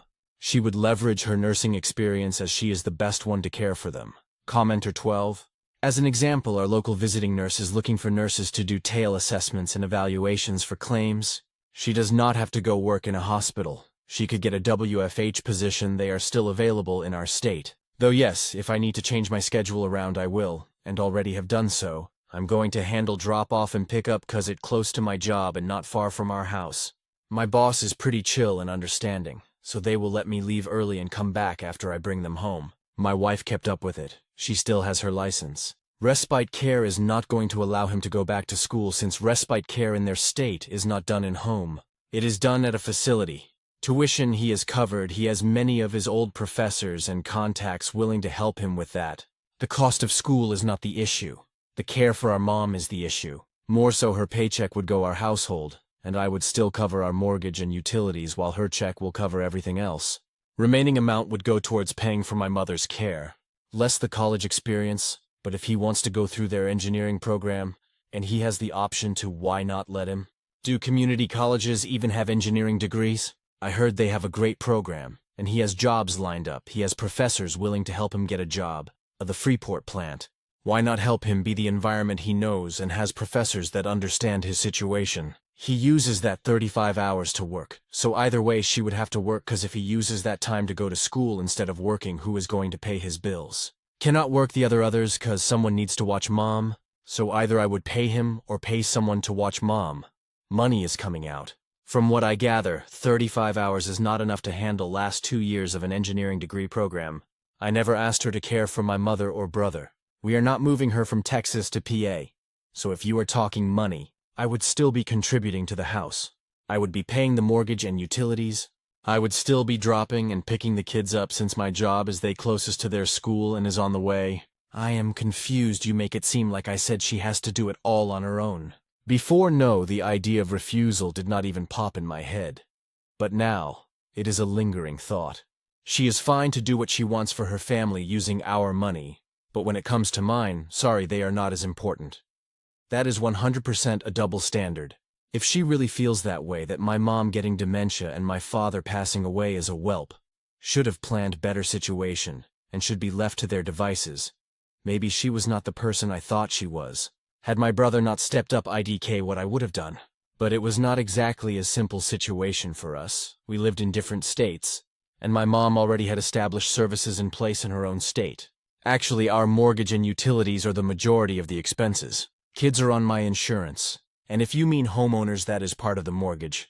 All the other expenses are not more than what we spend on our mortgage payment and utilities, especially during the summer. We need to wear sweaters in the house. She loves her AC. Yeah, it is crazy work to help family in need.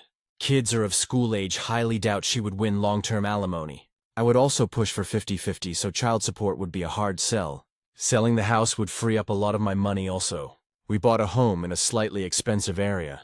I would leave my wife if she expressed her family's needs should be considered, but not mine. We live in separate states, so not much. I moved to be closer to her family because she hated the idea of living in Texas. So what, my parents should be punished because they refused to move with us. My mom did stay with us for a year with our firstborn though, cause her mom was still working at the time, to help and stuff. This did cause tension between my mom and my mother-in-law. Second time around, my mother-in-law really did go all out, and I appreciate it. Yes, it actually is as stated. We have a friend that told us that our local visiting nurse association is looking for nurses to do virtual assessments for insurance, 100% WFH. Before I was not against it, no. I am feeling that way now, cause everything I suggest that is offering support to my brother is shot down and viewed as a burden. Anything that goes towards that goal is unnecessary. No lawyer, but if I pushed for 50-50 custody and she made the choice to purposely work a lower-paying job, then request child support, and/or alimony because her current job does not meet expenses.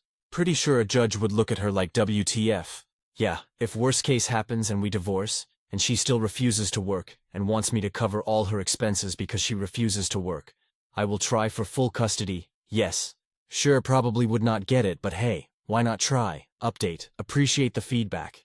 Got many helpful messages and DMs that have helped me come up with a game plan. I don't know how it will go, but this is my game plan, and will tell my wife about it on the weekend when the kids are with their grandparents. I will make it clear that I am going to take care of my mother. That is going to happen. It will take probably about a year, but thanks to the resources many sent, I am going to look to move my mother here to PA and get her Medicaid and services here. Someone provided me with a means to get services transferred from state to state to prevent lapses in coverage. I have my Plan A and Plan B. Plan A, my mother is moved here without a hitch. She gets the same 35 hours a week, and my boss allows me to shift my schedule where I can work for home outside major events. And in case of this major events, I will ask my in-laws if they would be willing to watch, or kids if need be. If not, as stated, aftercare closes at 7 p.m. and is free for young children. So one of us would have to pick them up. If my boss allows to shift to that schedule, this frees up income that my brother did not have access to, because rent would not be an expensive. Not sure why people thought she had a house. She does not. She rents, with everything else like food and stuff being covered by the family budget. I could use a small portion of her income to pay for social day program. Average price her day is $80. That in theory with the 35 gives her a total of 12 hours of coverage. I will handle the rest myself, just like my brother has. He's been doing more. I will start to look for prices to add a separate entrance for our basement, since we have a finished basement which has serviced as a temporary guest area, but can easily be converted to a private apartment area. I think she has dementia, not like she needs a kitchen. She will eat with us, but has plenty of space for things like a refrigerator and stuff. This will also allow our kids to have supervised interaction with our kids while not allowing her free reign of the house to ease my wife's fears. Also gives me the benefit to spend time with my mom. Plan B is more involved and pricey. So, say my boss does not let me switch, then I tell my wife next year I am quitting my job, but she has a year before I max out my vacation days and use FMLA. Not sure if this event qualifies. Will touch bases with HR on that. So best case, she has a year and change to find a job, and we do what is necessary to have our needs meet her earned income. In this plan, my mom would not be living with us. I would use her income to find her an apartment nearby, which unfortunately does not allow for additional services, like adult day, but since I am not working and the kids are in school, and if she gets the same 35 hours, I could spend the time the kids are in school. And then the 35 hours could be used to handle the evenings. Now after she is settled here, I will explore care home options, but I am hopping when that times does come. My brother is done with school and I still have a job if we go with Plan A, or can get another job if we end up with Plan B, where we can split the cost to put her in a good place. Been reading caregiver forums and stuff, and it seems good is highly subjective. It appears to be a very lengthy process. Also Plan Z. I hope it does not come to this and we divorce over this. I love my wife, but if she really pushes back on me helping my mom in either of these cases, then clearly we are no longer capable. That being said, if we do end up divorced over this, I hope we can be compatible co-parents. That is my game plan. It is a throwaway account, so doubt I will update further, but wanted give a brief update as to what my plans are going.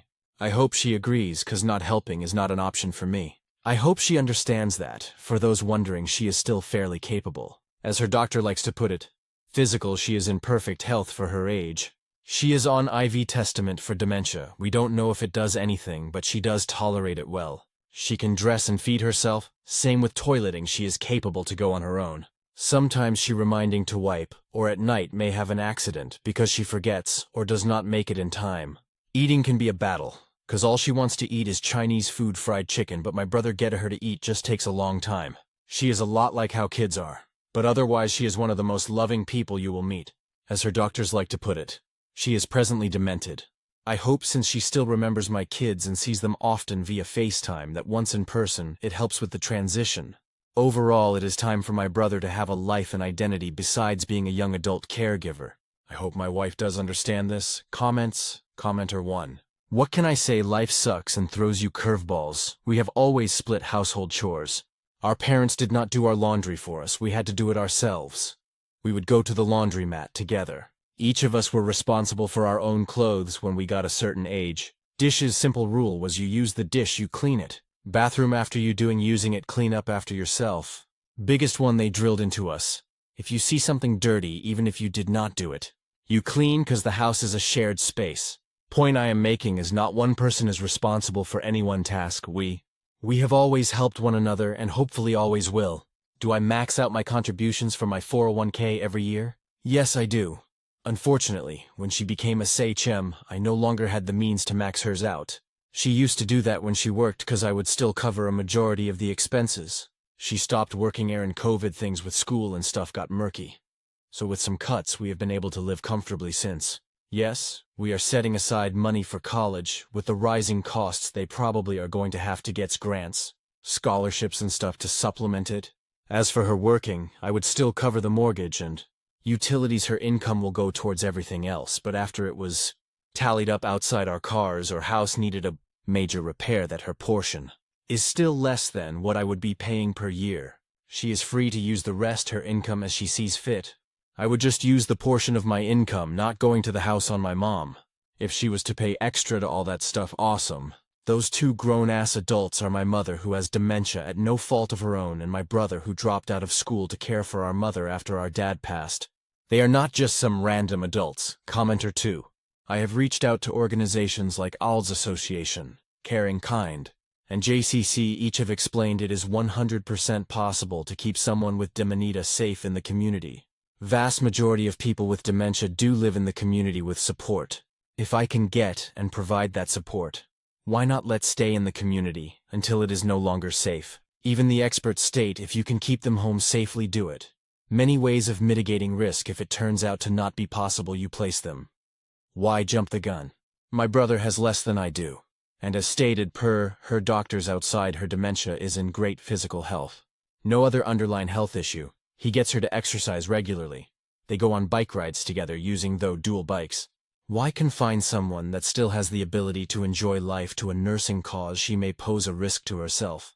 She is not going to get that same level of engagement when my brother goes back to school. No facility is going to take her to see football or baseball games like my brother does. Are they going to take her to see a play or to her dance classes? She has dementia, but she still had life to live and enjoys life. My brother has done it for 6 years without ever complaining to me. Least I can do is try. I'd divorce you for making plans without even talking to me and getting my approval when it affects my life and my children's life directly. Quit your job. You're in shit. Do you even think about your children? Do you even care about them? Sure, you lose a wife? You don't care, but what about your children? Are you willing to take a risk that your children have nothing to do with you when they're older? Reply, that is why I prefer Plan A. Commenter 3.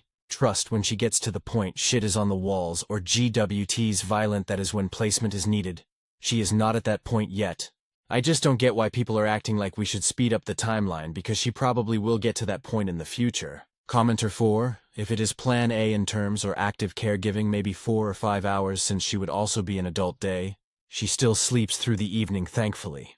Think it is less martyr complex, and more so if my mom is not at that point where she is incontinent, violent, aggressive, etc. Why not take care of her for as long as can? It is dementia from what I have read. Nothing is really long. Even if we place her now, she would have to be moved to memory care. We cannot afford memory care. Shit is ungodly expensive.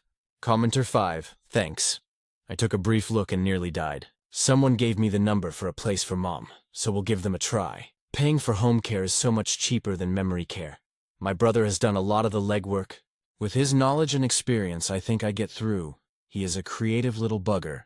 Her general dentist is a pediatric dentist, because they have the patience and she does well. It does help she has all her natural teeth. As for caregivers, my mom has a type. She responds so well to female Spanish-speaking caregivers. He is going to walk me through it all. He made a handbook for those that come to care for her with her likes, dislikes, what possible motions or behaviors mean. Not going in this alone like he did. Commenter 6. Like Alzheimer's Association told me, dementia is a series of horrible choice, and you pick the one you could personally live with. Even they confirm my mother would most likely not get the same level of engagement, and studies do show a parent aging in home with support tend to stay stable longer. So why not try and see if I can do it? She is doing fine with my brother according to her doctors. Worst case, she has to be placed sooner rather than later. Even if I try to place her now, who will pay for it? Have you looked up the prices for memory care? Paying for home care is much cheaper by a large margin. If I cannot afford quality memory care, then home care is best, no? Commenter 7. My wife is 100% capable of finding work. We have a nursing shortage. Finding work is not the issue. It is her lack of desire to go back to work. Commenter 8. Plan B is because my wife has stated if her parents get sick, she would move them in with us. If she feels someone has to present for when the kids get home, then I could take on that role while she works. As stated, I would take care of my mom while the kids are in school. Then the 35 hours of coverage would cover the evenings. Why should she able to not work to care for parents, but I not me? End of the day, I would be doing what she plans to do with her parents. I am not asking her to provide physical care, just like she would not ask me to provide physical care. Update 2. Hey, saw someone replied around 10 days ago, so figured it. I would just give a brief update. I went with plan A and things have been going okay. We have good day and we have bad days. My boss and team have all been super accommodating and understanding.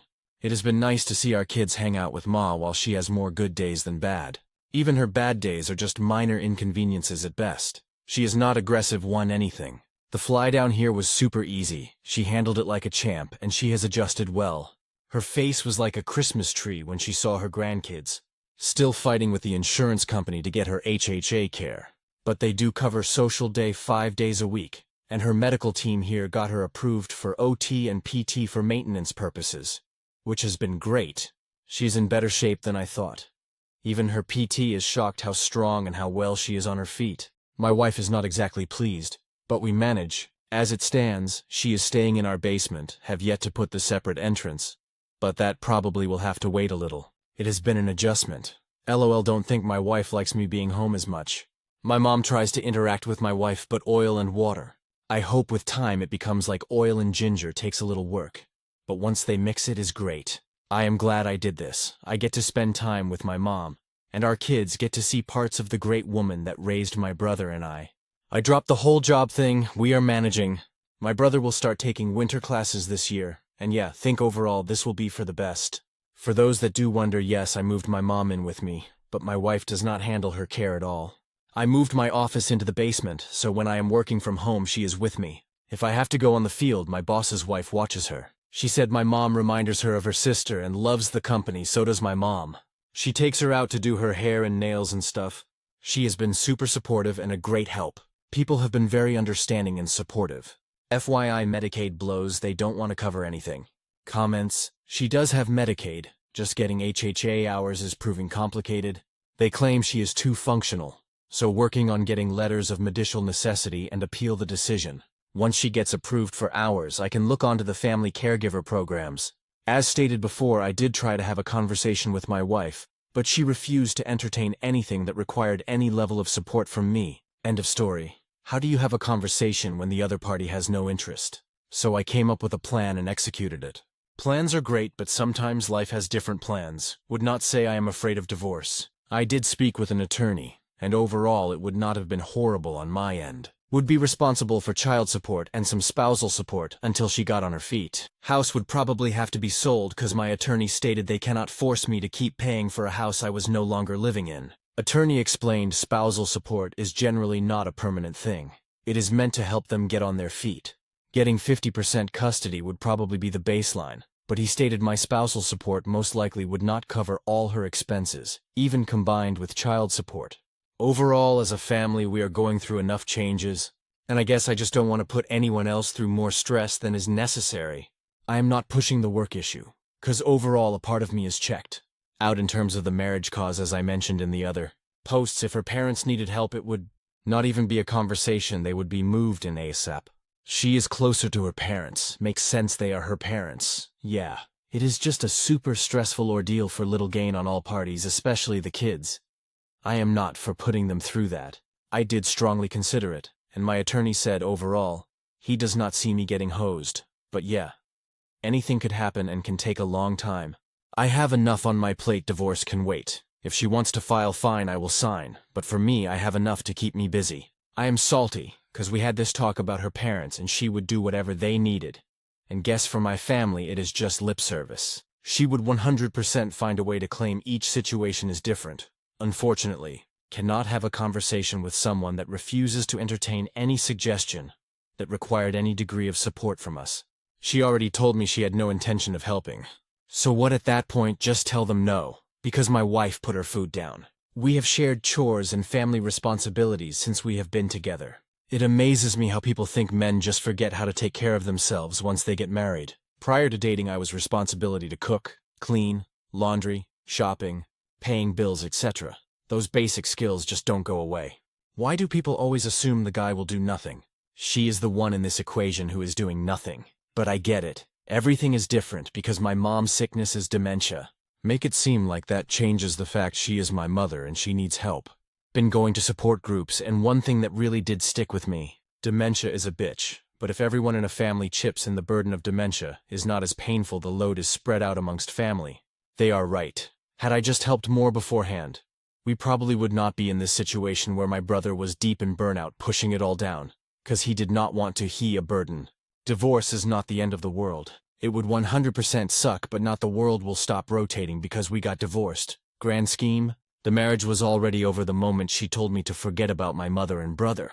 My mom was not perfect, but who has perfect parents? She did her best and did right by us. Support groups have helped me a lot and have shown me it is natural and normal to care for a parent that gave you every opportunity to succeed and truly loves you with all their heart. A parent's loved cannot be replaced. Time spent with a parent cannot be replaced. Having your grandkids spend time with a grandparent cannot be replaced. Those will always be lasting and forever memories. Yeah, my boss's wife does take her to church, and she has some friends already that understand she has dementia and hang with her. My mom can still play games and stuff. Guess it is muscle memory. She enjoys her bingo Wednesdays and they go for walks and stuff. Community has been great and super supportive. Invited us over for Thanksgiving. Everyone loves my mom. She is overall pleasantly demented, as her neuro over here likes to say. She seems happy. Guess as the saying goes, ignorance is bliss. Stories number 9. AIO for telling my boyfriend I won't be his free photographer anymore and sending him a rate sheet. I'm 26F, my BF is 28M, and trying to build a fitness page. When we started dating, it was cute. I'd hold the phone while he filmed deadlifts. Pick a song, we'd laugh at the outtakes. In the last months, it turned into a whole operation. He texts at 6:50 a.m. golden hour and expects me outside with tripod, 2 shirts, his shaker, and a towel. Saturdays I'm at the park squatting in weird angles so his jawline looks sharp. Sundays I'm in our hallway editing on CapCut while he plays ranked. I don't even like being on camera, but people in the comments keep calling me Camera Girl, like that's my name. I missed brunch once because he needed a second take in the stairwell. The neighbor walked by and I wanted to evaporate. I tried to set limits. I said 1 session a week he heard daily. I asked him to learn the basics so he could run it solo. He said my hands are steadier and my eye is better. Last week he booked a brand shoot with a small supplement shop. He told them we could deliver 15 reels and 40 photos. We, as in me, the unpaid department of everything. They gave him 6 tubs of pre-workout as payment. I'm allergic to caffeine and still ended up scrubbing chalk dust off my leggings for 2 hours. That night he casually asked if I could stay up to color grade. It's just sliders, babe, I snapped. I told him I'm done being free labor, that I'm happy to help sometimes like a normal partner, but not manage your content calendar. I made a simple rate sheet, 35 per hour filming, 20 per hour editing, plus a cap at 4 hours a week. I sent it to him so it's clear and we don't fight. He got really pissed and said I'm sabotaging his dream and making our relationship transactional. He says real couples support each other, and that if he had a big exam, I'd want him to quiz me. I said quizzing is 20 minutes, not a second job. Now he's giving me short replies and filming with a friend who DM'd me, dang you went corporate. Did I overreact by putting a price and boundaries on something that started as a favor? Comments, commenter 1, nope, didn't overreact. Bro wants a free employee under but is trying to frame it as supportive partner. Commenter 2, you went corporate? He's the one requesting free labor for his own profit margins, so he can accomplish nothing that benefits you. Listen, if your man was banking on this and splitting the income with you, I'd tell you to keep going. But what he's doing is a complete waste of time and he's almost in his 30s. Beyond that, his friend texting you means your boyfriend is talking shit about you behind your back. If couples support each other like he said, he wouldn't be talking behind your back.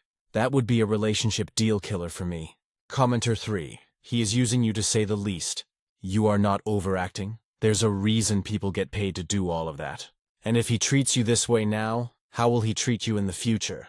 Commenter 4. He did not understand any of your more gentle boundary setting. So I think this is perfectly fair. We should want to pay the people we love to do services for us, not exploit them for free labor. Stories number 10. My boyfriend suddenly insisted on using protection, and I don't understand why. 26F39M. I need mature perspective on something that happened. My boyfriend has always hated condoms. We have never really used them, except our very first time together when he wore one for about 2 minutes, and we both agreed to take it off. Since then, we've always had sex without one.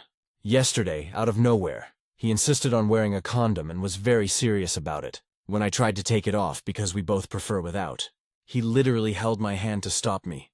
That has never happened before. When I asked why, he said he didn't want to get me pregnant because he's about to leave the city for 6 months for a short-term contract. That surprised me because he knows my cycle very well, and I wasn't fertile at all. We've also had sex on peak fertility days in the past with no protection. And he has always talked about wanting a baby someday. I've told him I wanted to give him one too. For context, he was married for 15 years and his ex-wife never had a pregnancy scare. So seeing him suddenly become strict about condoms just feels strange and very sudden. And when I asked him 3 times why, and he redirected the conversation instead of explaining. On top of that, he asked me to wait for him during these 6 months. So now my mind is going in circles. I don't want to accuse him, but I keep wondering, is he suddenly unsure about our future and doesn't know how to say it? Did something happen, or did he get involved with someone else? Could he be worried about something health-related and doesn't want to talk about it? Did he change his mind about wanting a child with me? These are uncomfortable questions, and I don't want to sound like I don't trust him. But this was such an abrupt shift that I don't know what to think. I want to approach this like an adult and communicate clearly. Could this be a red flag? And how do I bring this up in a calm, non-accusatory way while still getting clarity? Or maybe I am not understanding his vision? Stories number 11. Aita for telling my wife to tell her mom to move out of our home after she decided to leave all inheritance to her brother. Me 32, wife 30, brother-in-law 27, Mael late 50s. My FIL recently passed and left a very sizable life insurance policy to his son and wife Mael. My wife received nothing. We understood this because her brother 27 is not the brightest and still lives at home. He never goes out and only goes to work and back home to play video games all day. They both recently moved into our home as they were too distraught to continue living in the home my FIL passed in. My FIL was truly the only adult in the home and was responsible for taking care of everything. He even drove my Mael to and from work on a daily basis. A responsibility that has now been passed on to my wife. I have since taken over the estate planning, such as paying bills, swapping over polices, etc. My Mael doesn't speak English and doesn't drive. So as family, it was my pleasure to take on this responsibility. After a month and a half, I finally settled all the bills, funeral planning, etc., and all the heavy lifting are complete. I do not say it lightly. But without me, the family would be lost on what to do. For example, they did not even know where he worked, and were surprised to find out he even had a life insurance policy. Both do not have any retirement plans or savings. I suggested a shared bank account for my wife and her mom to put the payout into, where it will accrue interest but also to pay off bills every month. Mill had no bank account before. It was at this point Mael says she would rather not have her daughter on the account and wants to give her portion of the payout to her son and have him set up with a savings account. She says this because since me and my wife have a home, that it would be better used on her brother. We do have a home, but we are by no means rich, in fact. Them moving in would help us out financially as there would be extra income from them paying rent. I expressed to my wife that leaving everything to him would be incredibly irresponsible, because then he will be left the family home and the payout, but mainly because he cannot do anything for himself and cannot be trusted with the money. I say this because of things I have learned about him. He does not have a driver's license but drives a car to and from work, never helped with the estate. And something I learned was that he has a large amount of cash in his checking account. He has never had a girlfriend, and since the known him has shown no signs of ever wanting to move out. The large bank balance worried me because when I asked him about this, he told me he just had no idea what to do with it and has no concept of retirement planning. Since his parents took care of all the bills, and all he did was pay some of the mortgage, go to work and then go home to play video games. My wife was also there when her mom had breast cancer and took her to and from every single appointment, to the point of using all her vacation sick days to help during this time. Her brother is not a bad guy. In fact, he is a great friend. But he just doesn't ever seem like he will grow up to be a responsible person. I told my wife that after agreeing to take them in and have them live with us, that it would be a slap in the face to be left nothing. So I told her that her mother and brother should move back to their home and use the money from the payout to help them live with the absence of my Fael. She was then furious with me and said all I care about is money, even though I feel that this is not so much about money, but that there is a complete lack of respect with being shown nothing for all the help we have and will be giving. Edit, I would like to add that their plan for their family home would be to rent it out. They purchased it before interested rates went up a few years back and would be set to make 1K cash profit every month from it. Second edit, a lot of people are asking, so I'll clear it up. We didn't even know about any life insurance policy when we took them in. It was only after very extensive digging through his records that I found out there was such a policy. Third edit. I'd like to add that my wife thinks this isn't the rye their move to leave them to fend for themselves because her brother and mom are not able to communicate effectively if needed. She only speaks Spanish, and he only speaks English, but does understand Spanish and can say simple words like yes or no in Spanish. So he would be unable to have in-depth conversations about any planning. That is where I have been serving as a bridge, albeit without any input from the brother, as he has not been involved with any planning as it doesn't seem too important to him. Fourth edit, my mill and Bill did plan on paying rent. Me and the wife had spoken early on and decided it would be best to let them have a couple months of not paying rent here, mainly because they would still be paying their mortgage on their home, and paying rent for staying with us would be a great financial burden. This was before any mention of life insurance payout, and even with the payout was still something I honored, as it would likely take a couple months to rent their home out. I would also like to add, if you are hung up on believing that they can't communicate, they can. She speaks her mind to him and he listens. He nods and replies back to her in short phrases, but he is unable to fully communicate effectively with her. It seems his sister was always the mouthpiece for him as well growing up. Can he have an undiagnosed learning disability? Highly likely, but I do not fault him for not knowing Spanish.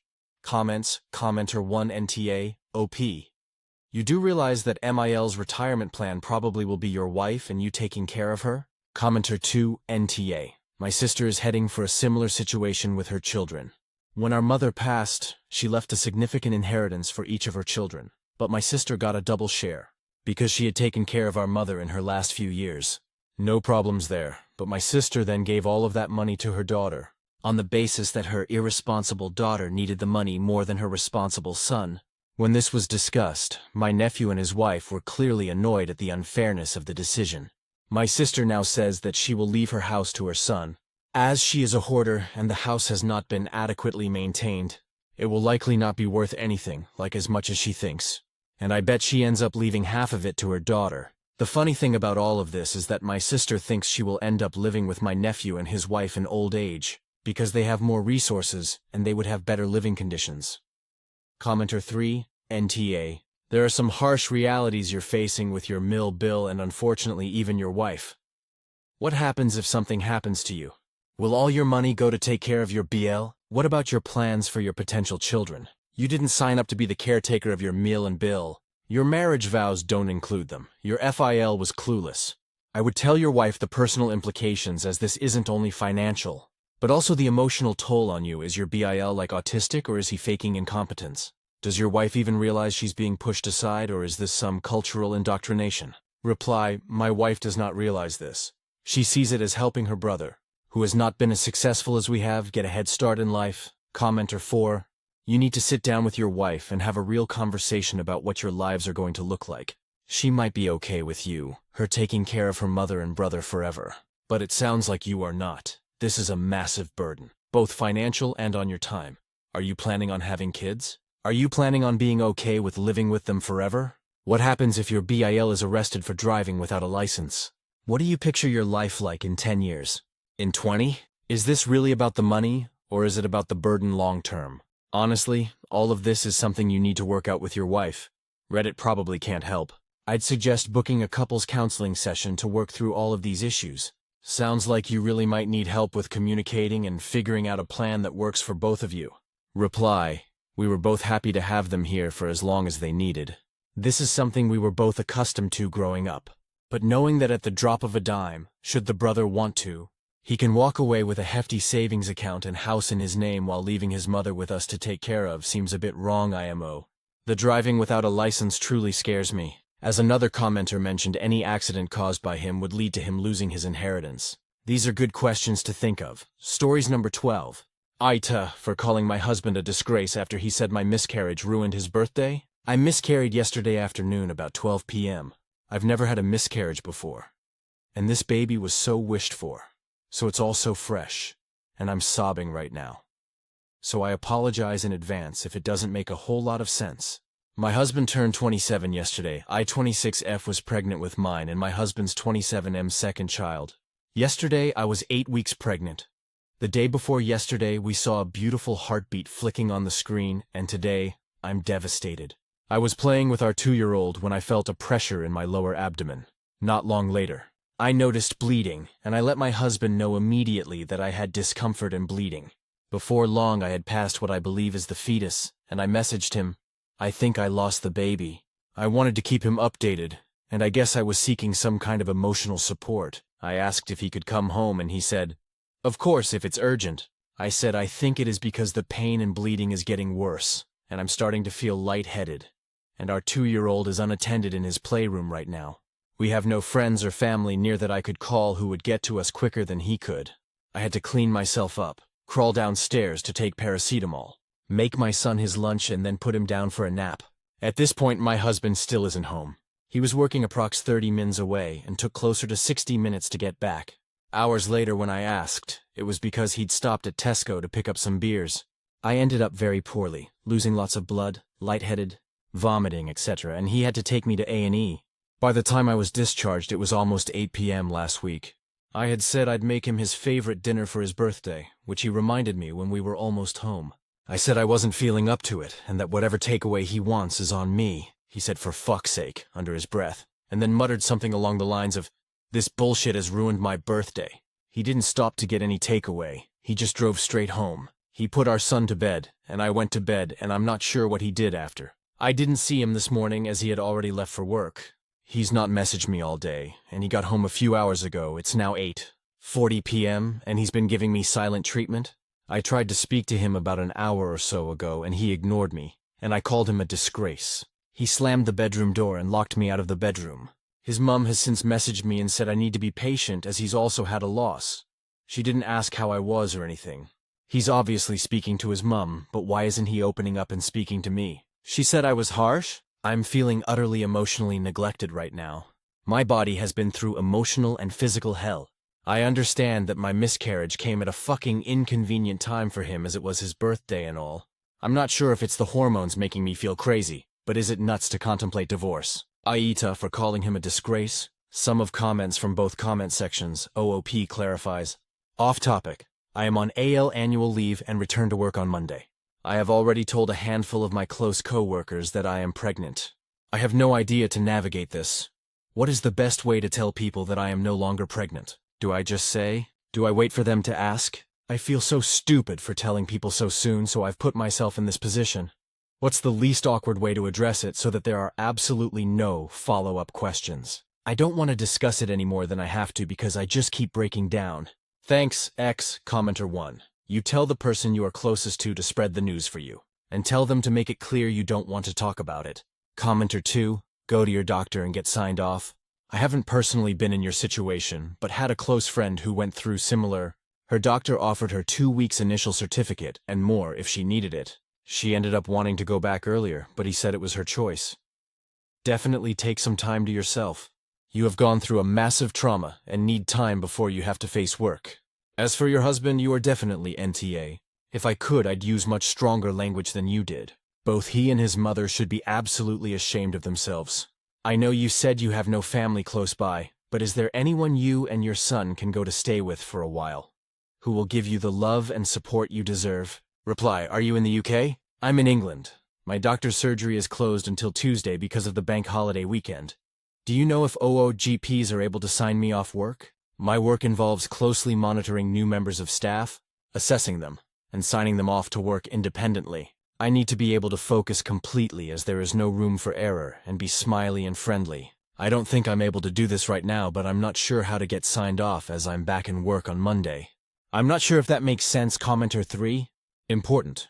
You are still at risk of infection at this juncture. It's still dangerous for you. Monitor your bleeding and temperature. Your marriage is over.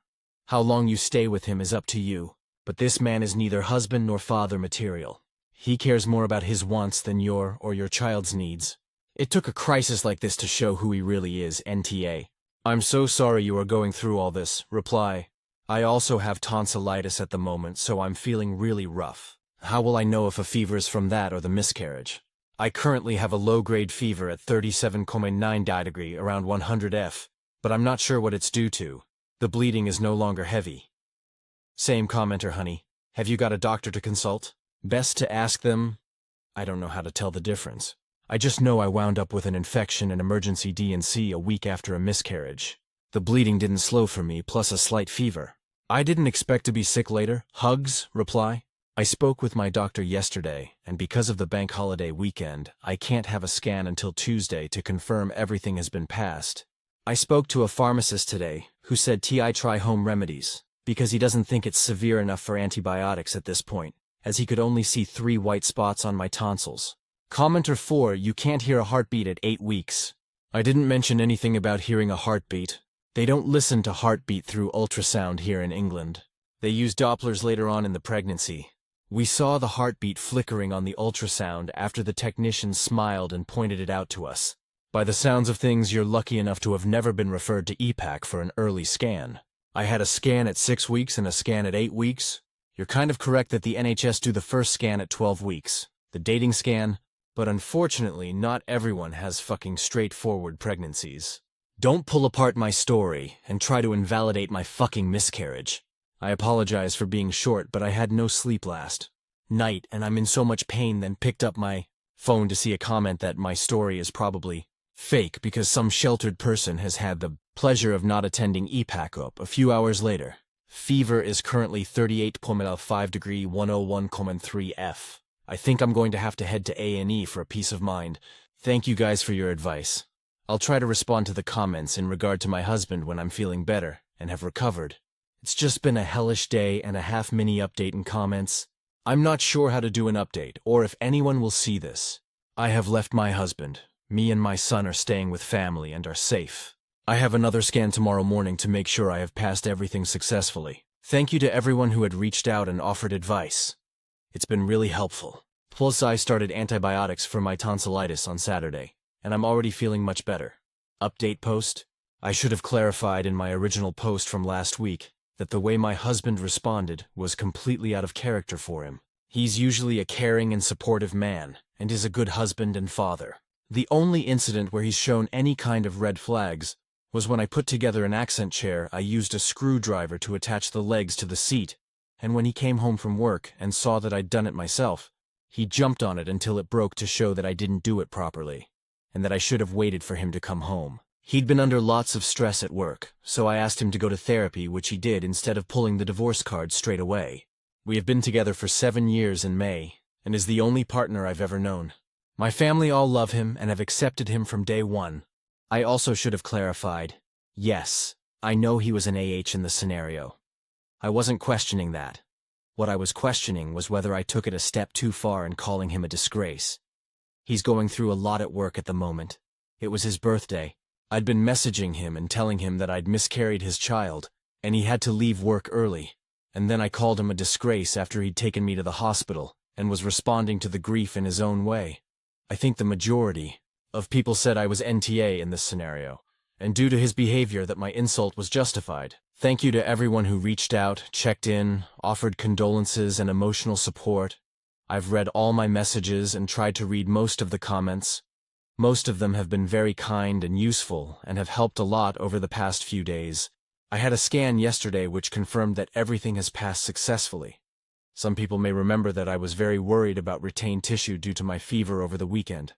Also, my tonsillitis has fully cleared up, so I'm feeling almost back to normal. Physically, I left my husband. Me and my son are staying with family in a different part of the country, so we are safe and are managing. My husband did get very angry when I told him that I was leaving him. He tried to stop me from leaving with our son. put hands on me and threatened to end his life. My mum intervened and like I said, we are safe.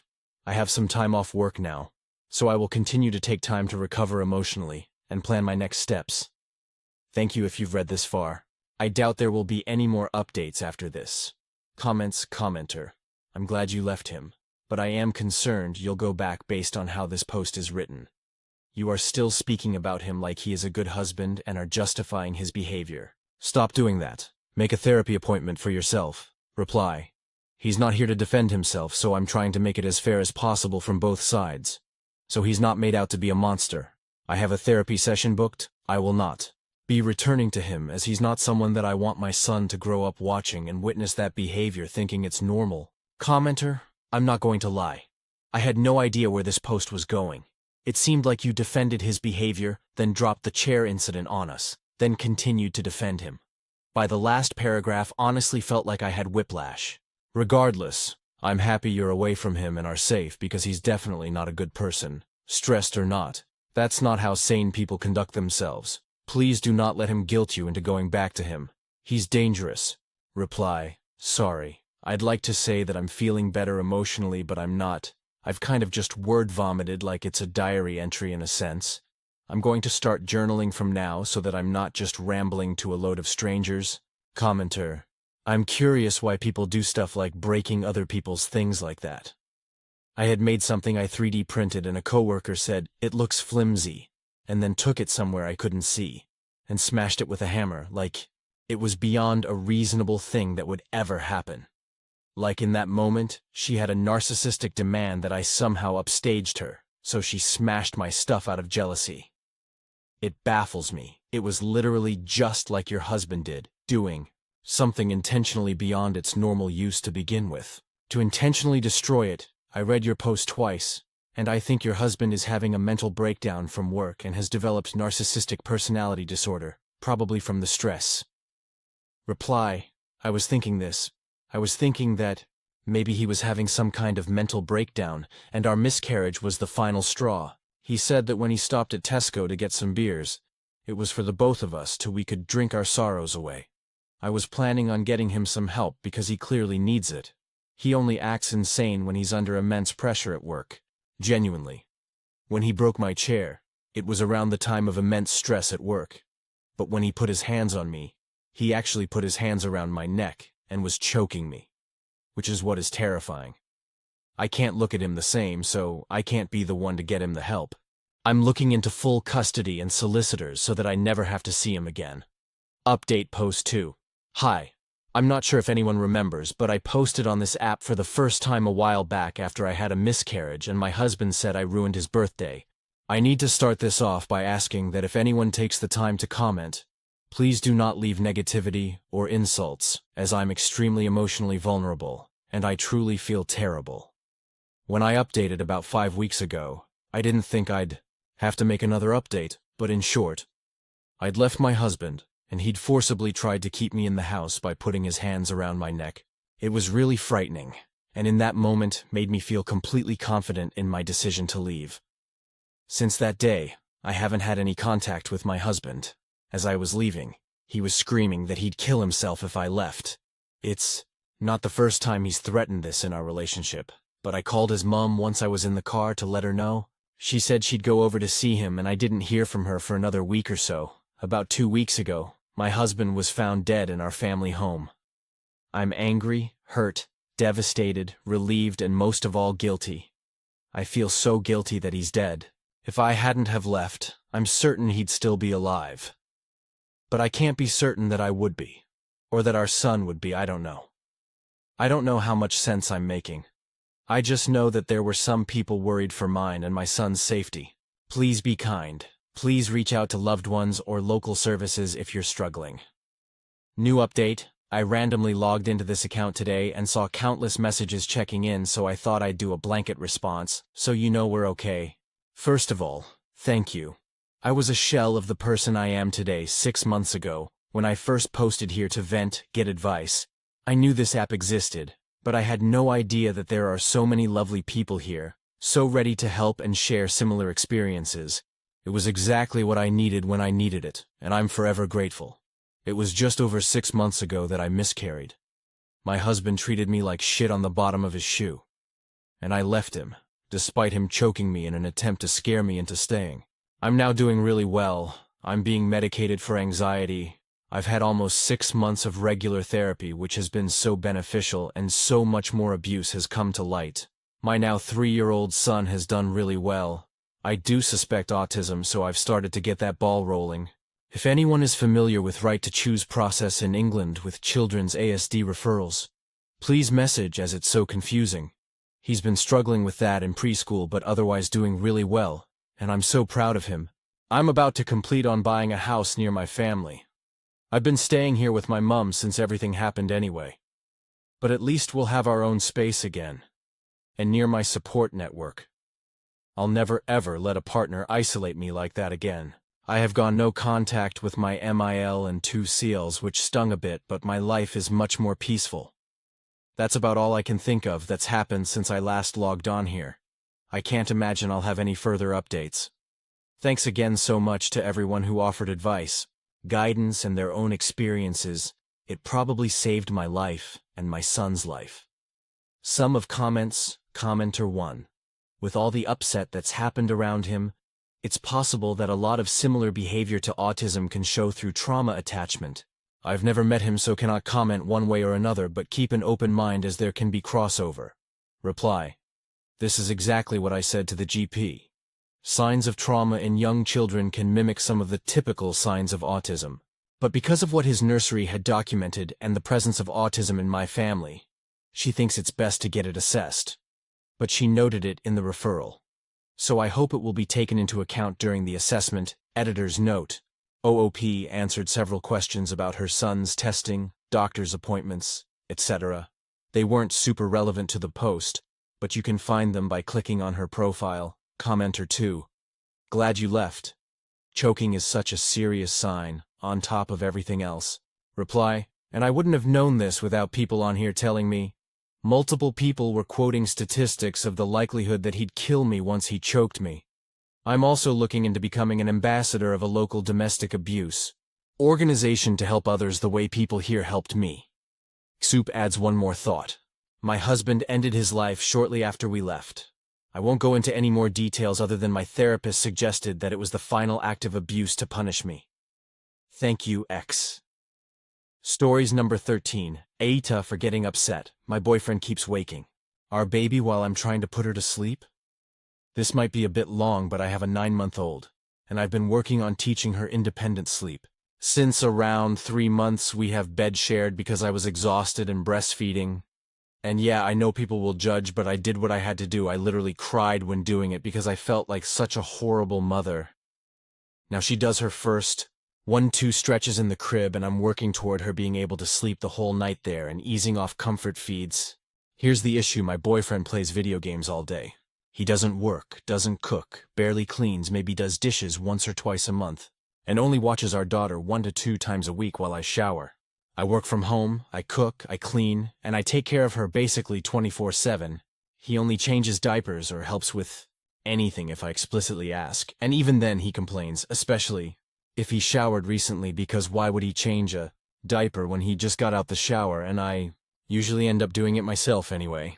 Because why does she need to wait 30 minutes for a diaper? We still room share, which matters here. I was putting our daughter to bed. We have a routine. I've talked to him about it and how important consistency is. She fell asleep, and he kept leaving the room to talk loudly to his brother while gaming. Every time he left, she'd stir and settle, until finally she fully woke up. I tried minimal intervention. She was drifting off again, and he woke her up again talking. I told him nicely that his voice is waking her and asked him to please keep it down for a bit. He insisted he wasn't loud and kept talking anyway. At this point I had been trying for a while and I hadn't even showered yet, so I just put her down and went to shower. He then asked me to just put her in the jumper. We both know that means he's going to ignore her and keep gaming. I ignored it, came back, and she's clearly exhausted.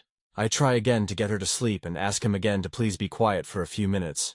He instantly gets defensive, saying I'm crazy, and that he was quiet. I told him her sleep is more important than a video game, and I'm not asking for much, literally 10 minutes. He said I can't expect him to not talk to his brother, and literally said it was 2 against 1, because his brother heard him being quiet. Then he starts timing me and gives me a 10 minutes like I'm a child. At that point, I just felt completely disrespected. I wasn't rude, I wasn't yelling, I just wanted our daughter to sleep and explained why it matters. This isn't new, it's been months of me doing everything and him acting like basic parenting is optional if it interferes with games. So Aita? Or is it fair to expect my partner to not talk for 10 minutes while I put our baby to sleep and to, help raise his child? Comments. Commenter 1 NTA. Why are you still living with this boy? He's not contributing anything. He's just making your life more stressful.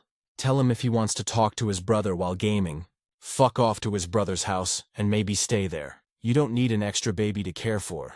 Edit, thanks for the awards. And added judgment. Commenter 2. Why are you with this loser? This seems like classic rage bait cause surely no one puts up with this shit, then asks if they are overreacting. You think every dad sits there gaming all day without a job. Commenter 3 first NTA. But why isn't this man-child helping you? You are two parents. He shouldn't leave it all up to you. He doesn't work, cook and barely cleans. All he does is gaming. While you do work and do all the work in the home and all the work with the baby, he's not helping at all. He needs to step up. It looks like you have 2 kids. Commenter 4, not at all. We have a 1-month-old and my wife and I split duties as close to 50-50 as possible. She takes baby duty from 11 p.m., 6 a.m. I do 6 a.m. to whenever she wakes up around noon, and we split the rest of the time. She is on maternity leave and my parental leave doesn't begin until December. My work is almost completely remote, except I teach one early evening class a week in person and have about 3 in-person meetings a month, and she is a night person, and I've always been an early riser, so it works. I end up doing a little more chore work because I have day shift. The fact that he didn't help at all is baffling and disgusting, especially since you have a job. I'm so sorry. Reply. Good to know a dynamic like this truly exists. He tells me things like this are only on social media, and I need to get off my phone, SMHE. Good on you for being there seriously, and thank you, it's okay. Stories number 14. Doctor wouldn't believe my pain was real until my boyfriend confirmed it. I'm still angry about this. Happened 2 days ago at an urgent care in Baltimore. I've had this pain in my side for like a week. Sharp, gets worse when I move certain ways. Finally decided to get it checked out because ibuprofen wasn't touching it. Go to urgent care, explain my symptoms to the doctor. He's maybe in his 50s, seems rushed. I tell him it's a 7 out of 10 pain. Sharp, right side, hurts when I breathe deep. He barely examines me, presses on my stomach for like 5 seconds, then goes, it's probably just stress or anxiety. Women your age tend to experience a lot of psychosomatic symptoms. I'm 28. I know what anxiety feels like. This is not that. I try to explain that no, this is physical pain. Something feels wrong. He literally talks over me.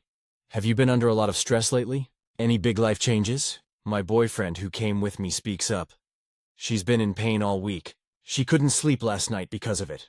Suddenly the doctor's whole demeanor changes. He actually listens, orders an ultrasound. Turns out I have an ovarian cyst that's pretty big and might need surgery. The doctor prescribed pain meds and a referral to a gynecologist like it was no big deal. Didn't even acknowledge that he dismissed me 5 minutes earlier.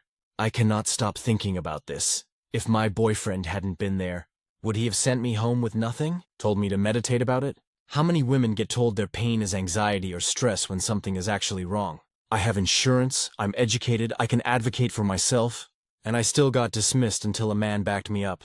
I'm making an appointment with a new doctor, but God, I'm just so tired of this. Comments by Oop. The worst part is, I almost didn't bring my boyfriend because I thought I was being dramatic going to urgent care for just pain. I've been conditioned my whole life to downplay what I'm feeling, to not make a big deal, to wonder if maybe it really is just in my head. And doctors like that one reinforce it every single time. Commenter 1, write a review of the facility, and say very explicitly, I came in with debilitating pain from an ovarian cyst that was about to rupture, and the doctor ignored it and told me it was stress until my boyfriend spoke up to confirm that the pain was real. If you are female, don't come to this facility without a man to speak up on your behalf. Cite the doctor by name. Send a copy to the licensing board and to the corporate owners of the facility. This shit won't stop until we push back with tools that hit their bottom line. Commenter 2, I feel like I repeat this comment too many times. But my mother-in-law died from fucking cancer because the doctors kept telling her it was all stress and anxiety. Her right leg kept failing to work randomly, and she couldn't walk right. She saw half a dozen doctors and finally got to a neurologist. The neurologist refused to give her an MRI and told her to go back to therapy. Turns out she had a brain tumor that was affecting how she walked, because the cancer had already metastasized to her brain. Fuck those fucking fuck faces and their stupid fucking misogynistic ass faces. Commenter 3. Ugh. I hate that we use a pain scale from 110 and/or the emoji chart that goes with it for how uncomfortable you feel. Different people have different pain scales, probably based on how much and how often they experience pain. The top of my pain scale is 910 is unmediated labor, followed by 810. The constant probably pinching a nerve pain that I felt when I broke my toe. It went sideways. I hadn't just stubbed it and I was just trying not to scream and cry while waiting in the ER. My husband advocated for me in the ER because I really was in a lot of pain. But I was doing a really good job of not screaming or crying because my kids were there too. Anyway, the point is, doctors don't seem to believe you're in a lot of pain if you're managing not to cry from it. But women tend to have higher pain tolerance because we're used to being in pain more often. Sigh, commenter 4. Just kindly FYI, psychosomatic doesn't mean it's something that you imagine or that's not real. It means that something psychological causes the symptom. It's still a real physical symptom. I hate that women's health gets so overlooked because doctors think we just get emotional and stressed. Things like that show why feminism today is still important. In medical systems, there is so much lacking. So many studies have been done on men, and doses for common medicine were studied on men only. But women are not just small men, Fs. Good that your boyfriend was with you, but what a shame that it was necessary. Stories number 15.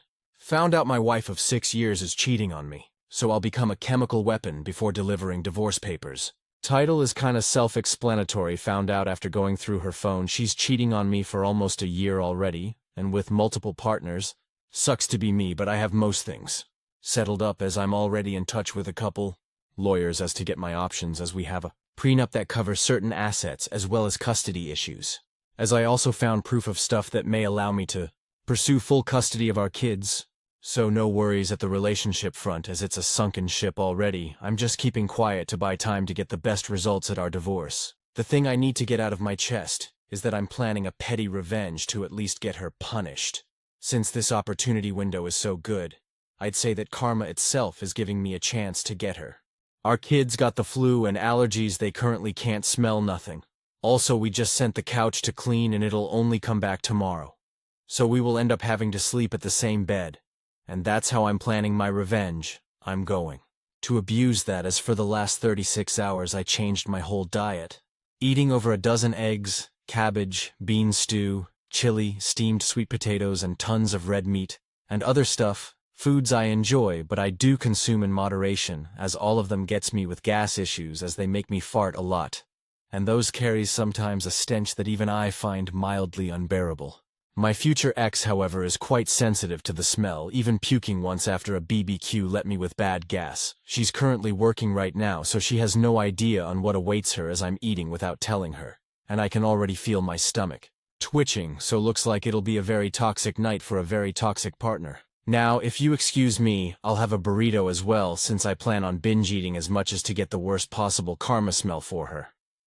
Update. Well, I've read most comments, and since most asked for an update, I'll provide after answering some questions.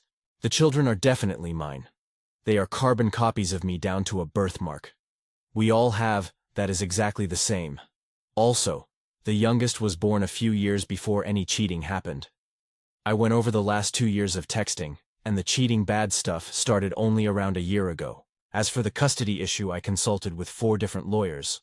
All of them agreed that the issues I found besides the cheating are grounds for me to pursue full custody.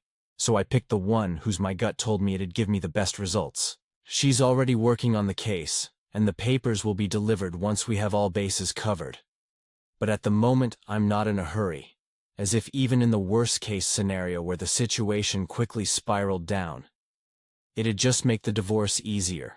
As far as the kids dealing with the divorce, they are actually avoiding their mother. I noticed them doing it a few months ago. That's when I had the gut feeling and snooped and found it all. I just messaged my own therapist if she has anyone she could refer me to so they can fully navigate the issue, but right now, as said before, is not an emergency. If the situation calls for it, I'm, as best as I can, prepared for it. Now into the update. The night was pretty eventful. My children could not smell, thank God. But they could listen to the symphony. Their laughs to the funny sounds I made were lovable. I blamed a dish that started smelling funny. My wife had some for lunch and dealt with stomach pain, so she not even suspected I deliberately filled the gas chamber. As for the night, she puked a few times, basically until her stomach got emptied. At worst, she had to clean the corridors, as she could not get to the toilet on time. I went to help her clean, only to let loose an unexpected bomb, which made she puke again. She ended up sleeping on the floor, as she could not stand to even stay in the bedroom.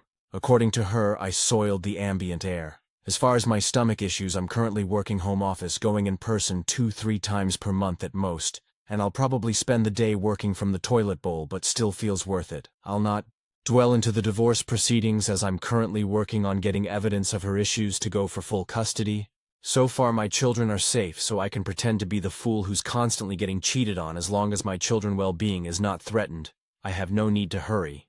TLDR, kids laughed at farting noises, wife puked her guts out and slept on the floor.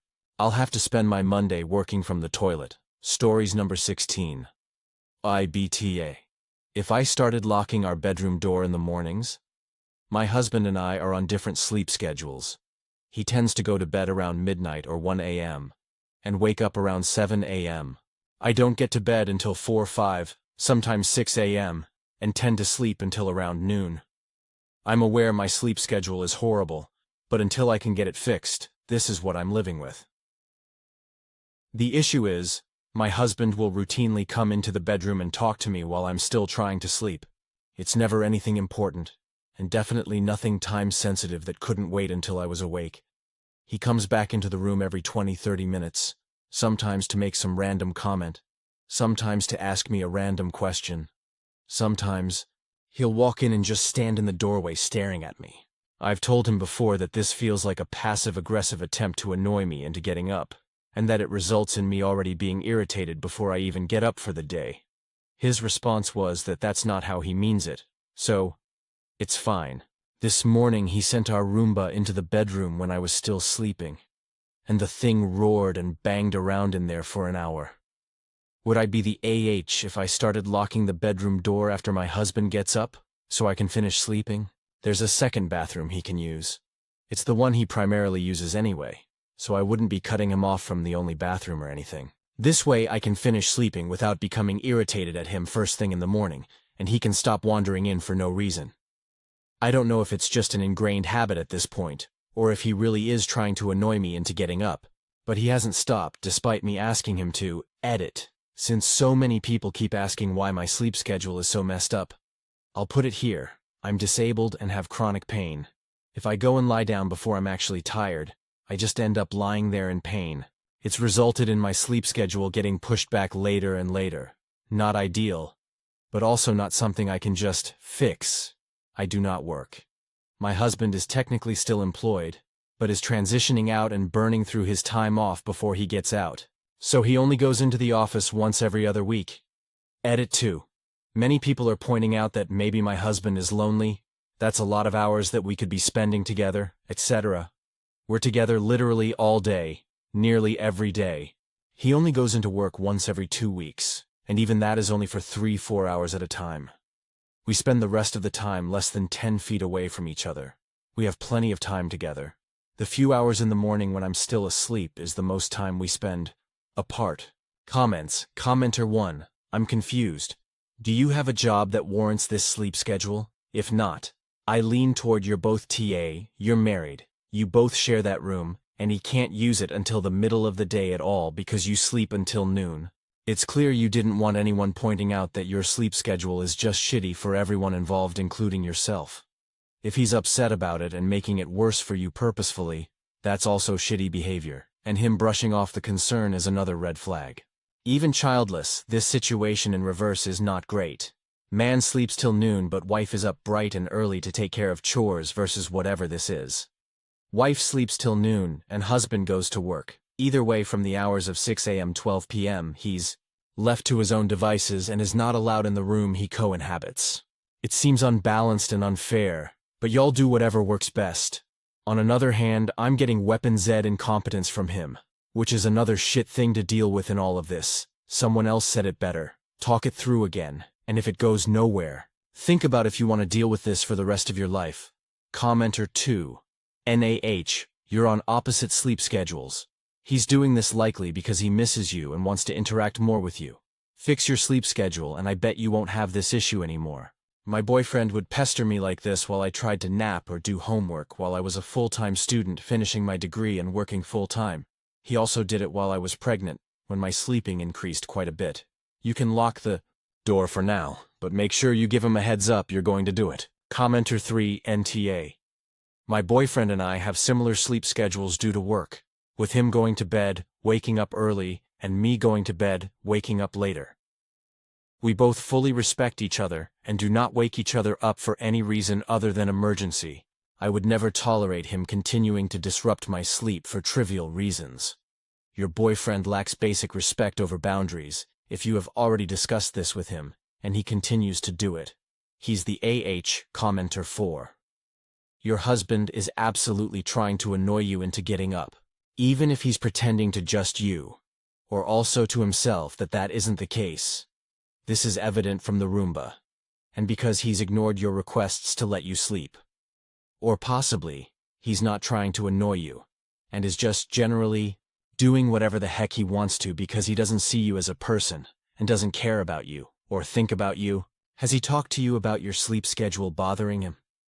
Has he voiced any concerns within the relationship that could in some way relate to your sleep schedules? NTA. You deserve a full night's sleep, or as best as you can get with the pain, and your husband needs to use his big boy words instead of being a passive-aggressive AH. Stories number 17.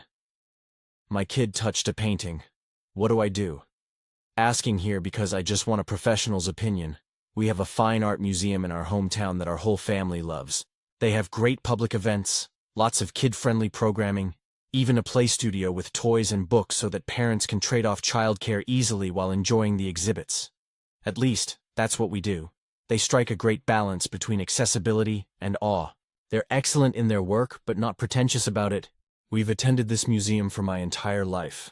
I am friendly with several of the docents, and have probably gone at least once a quarter with my kiddos ever since my oldest, now almost 4, was a baby. We usually do a blend of looking at the big kid exhibits, the main collection, and playing in the toy studio. This morning we went, and it was from my perspective a complete disaster. The kids area turned out to be closed, so we had to stay in the main collection, and I tried to be positive, saying that we could find the fun item in the paintings. My son had gotten into some chocolates this morning before his breakfast, and I think it just set us off on a terrible path. Long story short, while I was helping my youngest keep their distance from a painting, my oldest smacked it with his hand. The nearby docent gasped, and we immediately left, although it took us a good 5 minutes to make our way out of the building. He had just washed his hands before in the bathroom, so I'm pretty sure they weren't greasy, but I'm very concerned that he may have damaged the piece, especially since it's a newer acquisition, and one of my personal favorites. We didn't stick around for any reconciliation with the staff beyond a "I'm so very sorry" from me because, frankly, I didn't want to risk any more damage. My question: what should I do? I thought about handwriting an apology letter, having a meeting set up with my son and someone at the museum, calling to check on the painting, etc. On my end, I know we won't be going back unless everyone is strapped into a stroller, but I don't want to sully our relationship with the museum. Thanks for reading my rambles and for all your hard work to bring beautiful art into the lives and hearts of your communities. Comments. Comment 1. Museums have insurance for this, so don't be too worried if damage did occur. Talk to your 4-year-old about looking with eyes, not with hands. I suppose you could email the museum and apologize? They will likely turn this into evidence for why the children's room must always be open. This stuff happens. You are not the first, nor will you be the last. Try not to beat yourself up and don't let it scare you away from the museum. Comment 2. A visual for why you can't touch is also helpful. If you can show him something that demonstrates what hands can do, and that something as simple as touching can damage that art, that really helps with understanding. A worn-away metal railing is a good option. We used to point one out to field trips and tell the kids that art could get discolored just like the railing.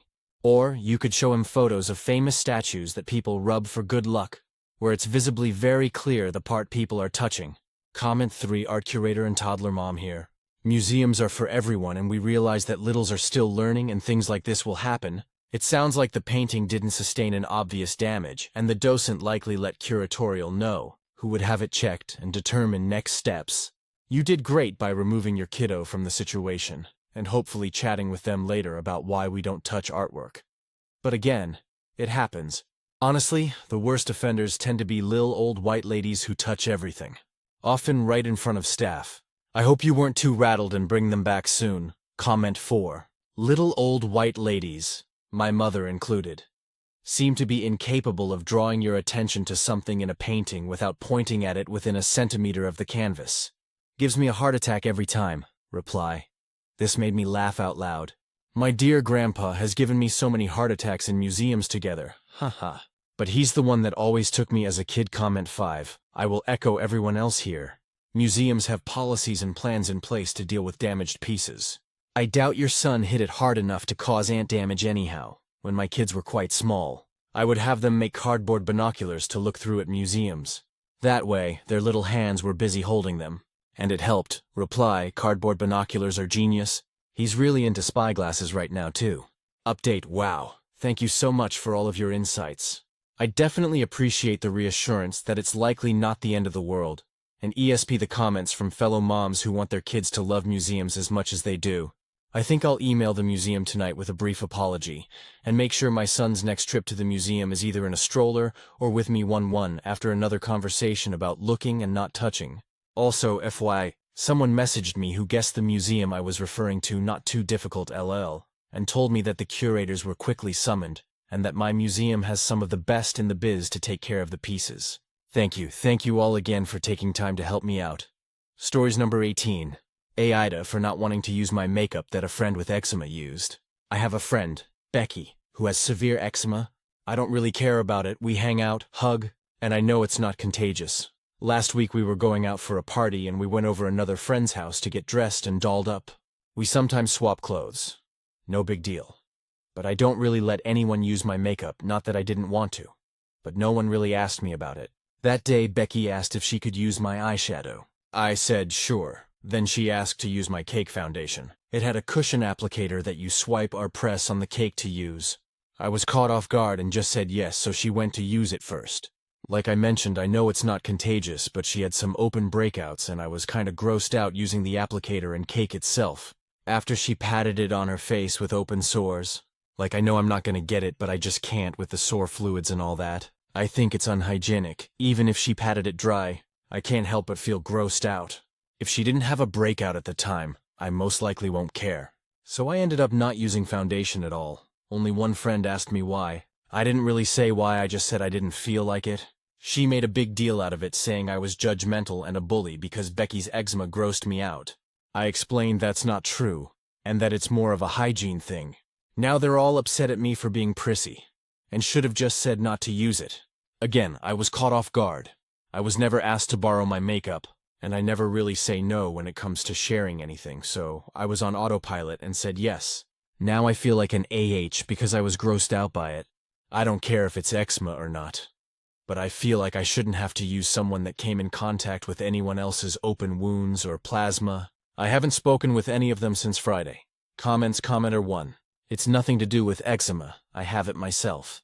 Sharing makeup is incredibly unsanitary. Never do it. Commenter 2. Whether you are judging her condition is irrelevant. It is unhygienic to share makeup applicators and makeup for the most part. If she wanted to share makeup, you should use a single-use applicator and never double dip. Totally gross to double dip. Also, going the other way, she is putting your skin and bacteria on her open sores. Not exactly smart, NTA. Commenter 3. I'm guessing you are quite young because anyone over the age of 13 should know not to share makeup applicators. That's fucking disgusting even without the eczema. Open sores make it extremely gross. Your friends are idiots. Don't share any makeup with any of them ever again, NTA. Reply, I'm actually 21, but I've never really shared makeup with anyone before. I typically don't bring any with me when I go out, just lip gloss. And even if I did, no one has really ever asked to borrow it, so when Becky did, like I said, I was completely caught off guard, so I was like, sure, okay. It wasn't until I started thinking about it while I was about to get started. I felt that I regret that I should have said no. Then there's also me having a problem saying no to anyone. Commenter 4. NTA. I have eczema, and I would never want to use someone else's products in case they also had something in the makeup that would trigger a rash. She should not be asking, and you should learn to say no. You should not be sharing any makeup with anybody else, even if they don't have skin issues. Stories number 19. I 30M was planning to propose to my girlfriend 25F this week, but her father passed away over the weekend. I don't know how to help. I've been a long-time lurker of this sub, but my first official post, I think I just need to get my mind off things for a minute, so writing this out is helpful. So I have been with my girlfriend for about 3 years now. We started seriously talking about marriage in June, and I told her I would like to propose by year-end. The more we talked, the more we wanted an October wedding, and decided on the 19th of next year. She said that she wanted at least a year to plan, so engagement would have to be by then. She has dropped hints over the last few months, not so subtly, about waiting for the ring so she could start planning. We had a trip to the mountains planned for this weekend, and I figured since the 19th is a Friday, and the day we planned to leave, that it'd be the optimal time to propose. So even though I knew she was getting a little impatient, I figured the timing would be perfect and we could celebrate all weekend. On Friday night, we got some devastating news. Her father had a heart attack, and we rushed to the hospital. He was alive when we got there, but did not make it through the night. My girlfriend is heartbroken. No one saw this coming. I am also extremely upset, as him and I had gotten pretty close over the last few years. I also was very upset because I had asked him at the end of August for his blessing, and explained to him my whole plan. He was so excited for this, and even mentioned it to me several times when we were at their house for supper last week. Saturday was kind of blur, and Sunday we started to help her mother and brother make funeral arrangements. She was grieving, but we were getting through it together. Until last night. Last night she flipped on me. She told me that I'm a monster for not proposing by now, and that her dad will never see her ring or hear the story. I think deep down she upset that he will not be there for the wedding. We all are, but I couldn't have foreseen this, or I would have proposed months ago. I don't know what to do. Part of me wants to show her the ring and tell her that I discussed it with him prior, and that we have his blessing.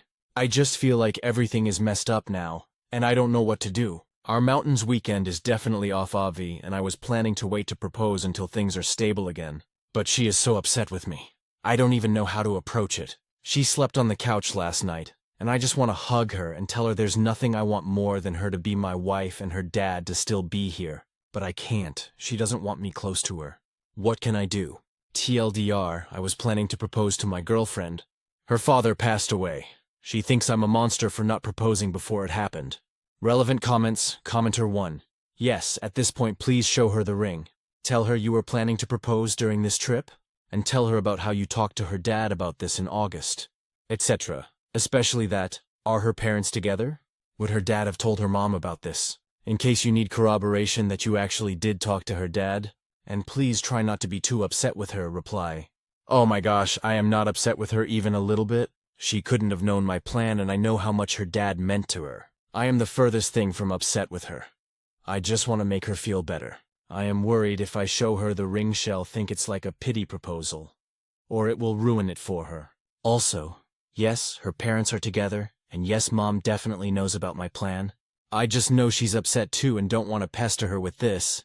I feel like it is probably the furthest thing from her mind. Commenter 2. I think sitting her down and telling her something like, I had been speaking with your father about a plan for this weekend. I was going to propose whilst we were in the mountains, and he loved the idea. He knew the whole plan. He even told your mum, I know this is not the perfect time for a proposal. So would you like to see the ring, or shall we wait a little longer? Would work best. Don't go from why haven't you proposed yet to bam. Here's a ring. The most important part is that there was a plan and her dad knew about it.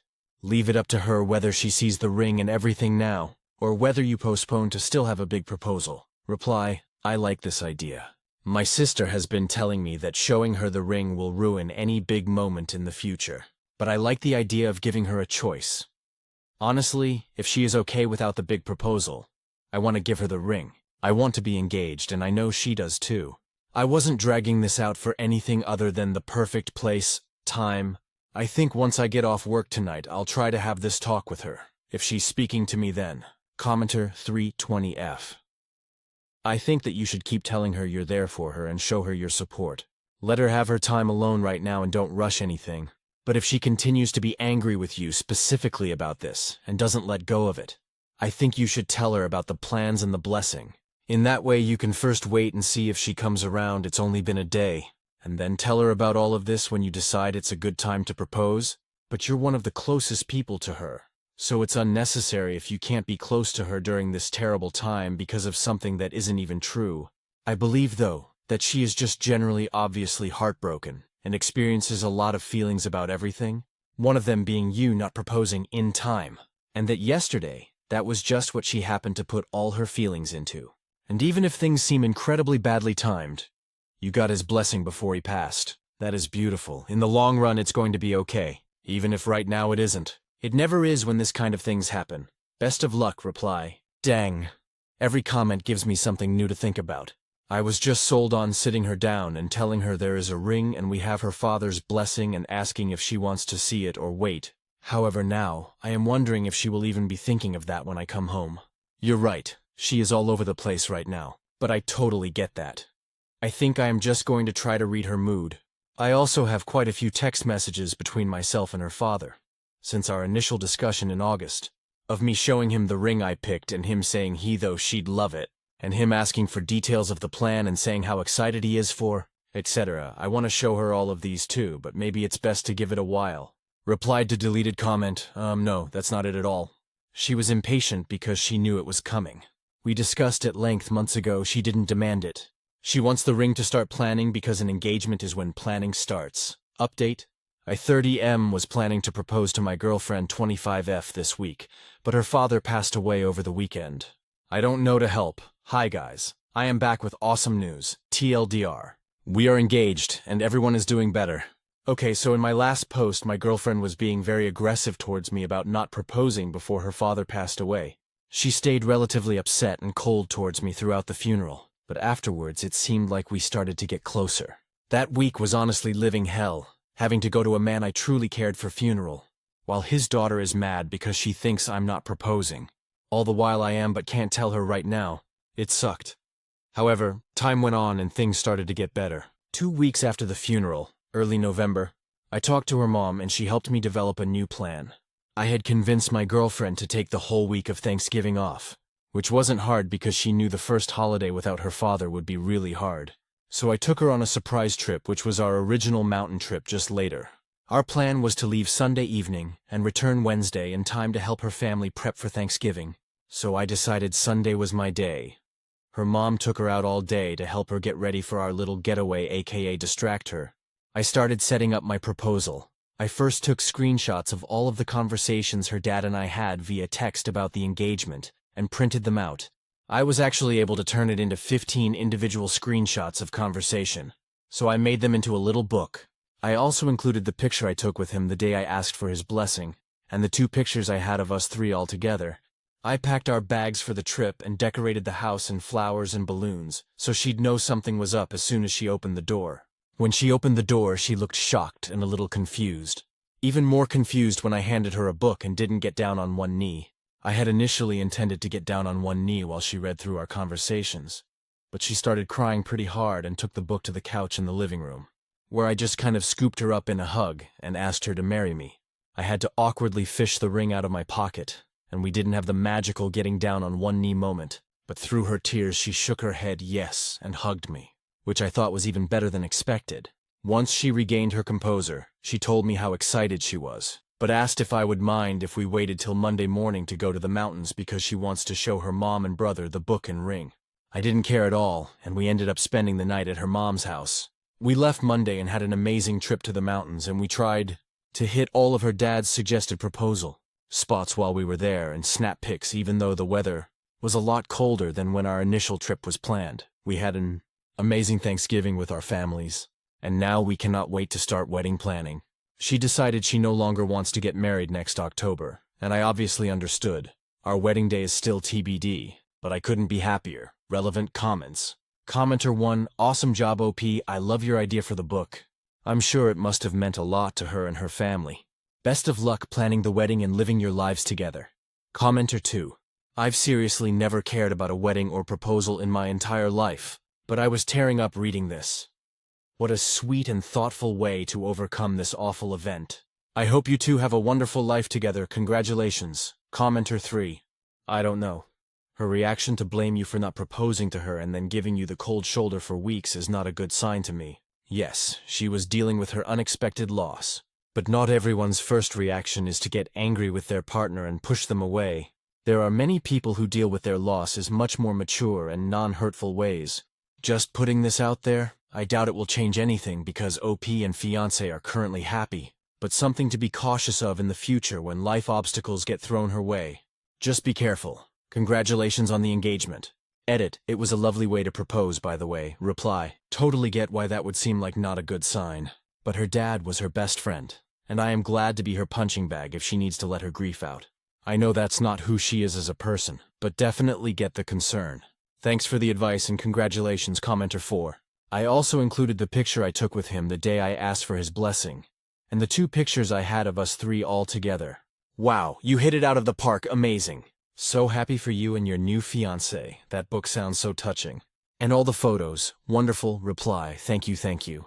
I wish you could see the awkward old people Facebook-style selfie he made us take the day I asked. I'm so grateful he did, but I still laugh a bit when I see it. Stories number 20. I 34F don't know what to do after my husband 32M kissed his work wife. My husband 32M and I 34F have been married for 6 years, and we have a son. For the most part, we have the kind of marriage that I assume lots of people have. There are good times and less good times. For the last 4 years or so, we have both just been really busy. We both have busy jobs. We have been renovating our house, and most of our time is spent parenting. It's neither of our faults exactly, but we just never have time for each other. We haven't gone on a real date in years, and I can't remember the last time we were intimate. I think that's part of why I was so heartbroken when my husband came home from work late one day recently and told me that he had kissed a woman he works with. He told me that they had both had a momentary lapse in judgment and that he was really sorry. He told me it was with this girl that I've met several times, and I always called his work wife because they talk to each other so often. It obviously fucking sucks in every way possible. And I yelled at him, and he promised to distance himself from the woman and not talk to her. When it happened, I told him we were done and that I wouldn't stay married to a cheater. But now I just don't know. I hate him so much right now, but I also just can't imagine going forward in my life without him. Eventually, I'll make my own decision, but I'd love to hear if you guys have any advice. TLDR, husband kissed woman he works with. I'm trying to figure out what to do next. Comments, commenter 1 to me. Him telling you means he feels horrible and wants to fix your marriage. Babe, couples counseling and start dating each other again. Truly give your marriage a shot. That way, if a divorce happens, you know you gave it your all for one last try. Commenter 2. That title of work wife should never have been planted in his brain. The only wife in his life should have been you. If he's remorseful, then he'll change jobs, and if he doesn't, then consider the affair as still happening, even if it's only emotional at this point. Commenter 3. The kiss wasn't a momentary lapse in judgment, but rather another escalation in what has long been an increasingly inappropriate level of relationship for him to be having with a colleague at work. He has been cheating on you. You've both got to stop kidding yourselves about the gravity and nature of what occurred here. Your husband needs to cut all ties with this woman, even changing job if that is what it requires, and you both need to go to marriage therapy. Commenter 4. They were having an emotional affair. Lines were blurred, boundaries crossed until they eventually kissed. Do they ever talk outside work, texting? What else don't you know? It's not your job to fix this by clearing his conscience by giving him immediate answer, forgiveness. He owes it to you to fix it by earning forgiveness over time. If you quickly forgive, be prepared for, you agreed to move past it. Stop punishing me with your feelings. Let it go already. This is still betrayal of trust. He put effort into building connection to another woman. For me, him looking for another job would be non-negotiable. Stories number 21. Aita for refusing to sell the house my wife wants me to sell? When my ex and I divorced, I moved out and she lived in our house until she found her own place. I bought the house 3 years before we got married, and her name was added to the deed when we were married. At the time of our divorce, I was 9 years into the 15-year mortgage. When she found her own place, we decided to keep the house in both of our names and rent it out because neither of us wanted to sell it. For the past 6 years, we have rented out the house and basically broke even. She manages the property more than I do, so she kept the meager profits. Now that the house is paid off, we are actually going to start turning actual profit. We agreed to a 60-40 split of the profits, with her keeping 60 because she is the one that deals with the tenants. My wife, who I married last year, really wants me to sell this house. At first, she wasn't that insistent, but lately she has become so. She said there's no reason for me to co-own a house with my ex-wife. She also says that now that it is paid off, we could do a cash sale and make a lot of money. Neither my ex nor I want to sell, and it's our house, so I don't really see the point of these conversations. Even if I agreed with her, my ex wouldn't agree, and it would be an unnecessary fight. I'd have to get a lawyer. I'm exhausted just thinking about it. Last night my wife asked me if I intended to co-own this house with my ex forever. I told her, truthfully, that we had many times discussed eventually giving it to our son once he reaches the appropriate life stage. She was upset by this answer.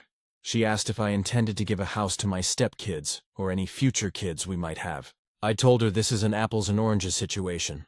The house isn't fully mine. No penny has ever gone from our shared household into that house. It's more my ex's than mine at this point, really, not legally. Legally, it's 50-50, but she spends more time on it. Also, this isn't a nice house. Not like the one my wife and I bought after our wedding. The house I co-own with my ex is a small 2-bedroom house. It's not like he's going to get a mansion. All the same, she is very upset. She said she feels like the house is a source of strife in our relationship and she wants it gone. I told her I love her, but the answer is no. She's been cold to me all morning as a result. Relevant comments. Commenter 1, it's not about the house. Reply, yeah, I know. But all the same, is it reasonable to demand I get rid of something valuable as a sort of weird loyalty ritual? Commenter 2, NTA. She's coming off as greedy and a bit jealous here. Acting like it's weird that you essentially co-own a business investment with your ex, whom is also the mother of your son. It's not like you're playing house with her. Add to that the fact she seems more focused on getting the money for herself, her kids. How did you get this far into the marriage without your plans for the house coming up? Were you always clear about them, or? Reply, it has come up many times, but she has gotten more insistent than she was before. Previously it was her preference I sell it. Now it's almost a demand. Commenter 3, she sounds very firm in her opinion. Unfortunately, she does not have a say. It is your property that will benefit your son, and most of all does not impact her. I would ask your wife why all of a sudden her set boundary here. Furthermore, where is she intending to go with your money? Don't cave or give in. She's rude, immature and manipulative with treatment of you. Reply, she thinks we could put the money in our retirement plans and the children's college funds. Commenter 3, is she not able to put equal amount into her half of the retirement plan? Also equal amount into her existing kids, your stepkids with her ex into their college funds? Her kids with her ex isn't your burden, unless you signed papers to legally adopt them. Reply, I am actually in the process of adopting them. It's just difficult because we don't know where her ex lives, so that complicates everything. Commenter 4, why do you need to pay for your stepkid's college fund? Why isn't she and the child father doing that? That should have no issue with you. Reply, bio dad flew the coop. Commenter 5, NTA, I fully understand your current spouse, yet I do not think she grasps the situation fully since she cannot be in your shoes. If you and your ex-wife are on good terms, relatively speaking, consider selling your share to her if she's open to it, or buy her share to fully owning it again. And please, do not add your wife's name to any future properties. Love triumphs all, but money, like a rotten one, can spoil a fresh basket of fruit. Reply, my wife's name is on our current home, as it should be, regarding my ex buying me out. I don't think that's fair to her, so she should shoulder the financial burden of something for the benefit of our shared child. Commenter 6, you've been married for a year. Who owned your current home when you married? You should consult a financial counselor right now to get a reasonable plan because as things stand, you could be headed for a bigger financial mess with your second wife. Reply, we bought it together right after the wedding. Commenter 6, did she contribute a significant amount to the down payment? Is she employed now? Reply, yes, a quarter of the down payment came from her. We are in the same earning bracket. She makes almost as much as I do. Since she has 2 kids and a deadbeat ex, she wasn't able to save as much as me before we married. But we both contribute more or less equally to our current shared household. Commenter 7, do you have a prenup that excludes this property from being claimed as community property by wife too? Reply, in my state, property owned before a marriage is not considered community property unless the spouse contributes the property mortgage payments, repairs, etc. Since my ex has been managing the property, She's been the one paying the mortgage from the rental proceeds and handling repairs and such. So there's no reality where my wife could claim a stake in this property. How old is OP's son? Reply, he is almost 12, OP on the college funds for all children involved. Reply, yes, my son has a college fund. We also have set up funds for my stepkids. My stepson is 7, and my stepdaughter is 5. They're very smart children. Does OOP's current wife get along with his son? Reply, my wife gets along with my son, but she does not like my ex. They almost never interact, so it usually doesn't matter. But yeah, there's real contempt there. She's always known about the house and never liked it, but lately it bothers her more than before. Commenter, it does matter if she is verbalizing that contempt to your son? Why is she contemptuous? Why doesn't it bother you that your wife feels comfortable denigrating someone you were on such good terms with until she came on the scene? Reply, no. She doesn't say anything in front of my son. Basically, my wife thinks my ex-wife gave up on life and is a lazy, unfeminine slob. She mostly wears sweatpants and never puts on makeup. She doesn't push herself to relearn how to do the things she did before her accident. She no longer has professional ambitions. I think those things are none of our business, but my wife is more or less disgusted by my ex. She doesn't usually say anything, and only ever in private even when she does. OOP on the divorce reply, my ex-wife was in an accident that limited her mobility and killed her libido. Our sexless marriage made me resentful of her, and made her paranoid that I was stepping out on her, which made me even more resentful, because I was both not getting any and dealing with accusations of getting what I wasn't getting. Also on top of all that, my previously active wife now couldn't do most of the fun activities we used to share. Finally she said, if we stay married eventually, we'll hate each other. Let's get divorced while we at least still like each other. You'll be free, and all I ask in return is that you look out for me. So that's what we did. I gotta move on and marry someone I'm compatible with, and I'll always make sure she and our son are happy and healthy. It was her idea to get divorced because her paranoia about me potentially cheating on her was driving us both crazy. OOP and his current wife's ages. Reply, I am 37 and she is 31. Commenter 8, which is another long-term commitment that would appear to ignore a major pre-existing problem. How does your wife relate to your son? Does she dismiss his concerns as being spoiled because he's had you all to himself for most of his life? How do your stepkids get along with your son? Do you have 1.1 time with him where he feels free to be open about how she treats him? Do you not see how this whole situation screams counseling now? Reply, they talk a lot. She is always pushing him to think about and engage with the world around him. I think she likes having a kid in the house that can talk about things a little deeper than cartoons. My stepkids love my son. They look up to him and think he's really cool. We don't have a lot of one-on-one time anymore because there are so many of us living together. But we talk when I drive him to extracurricular. Commenter 9. Your first wife wedged herself into a shared owner of an asset wholly owned by you and protected in a divorce. Your second wife is trying to do the same. Up to you when you want to learn this lesson. Now or in 7-10 years. Reply, what are you talking about? My ex-wife didn't wedge anything. For our entire marriage, she paid half the mortgage. When we redecorated, she was the one that painted. She was the one that maintained the garden.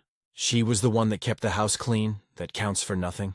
So what, she was just my indentured servant? Some of you have very gross ideas of women. Update Aita for refusing to sell the house my wife wants me to sell. Well, I decided to make some changes to the house situation, but my wife didn't like them.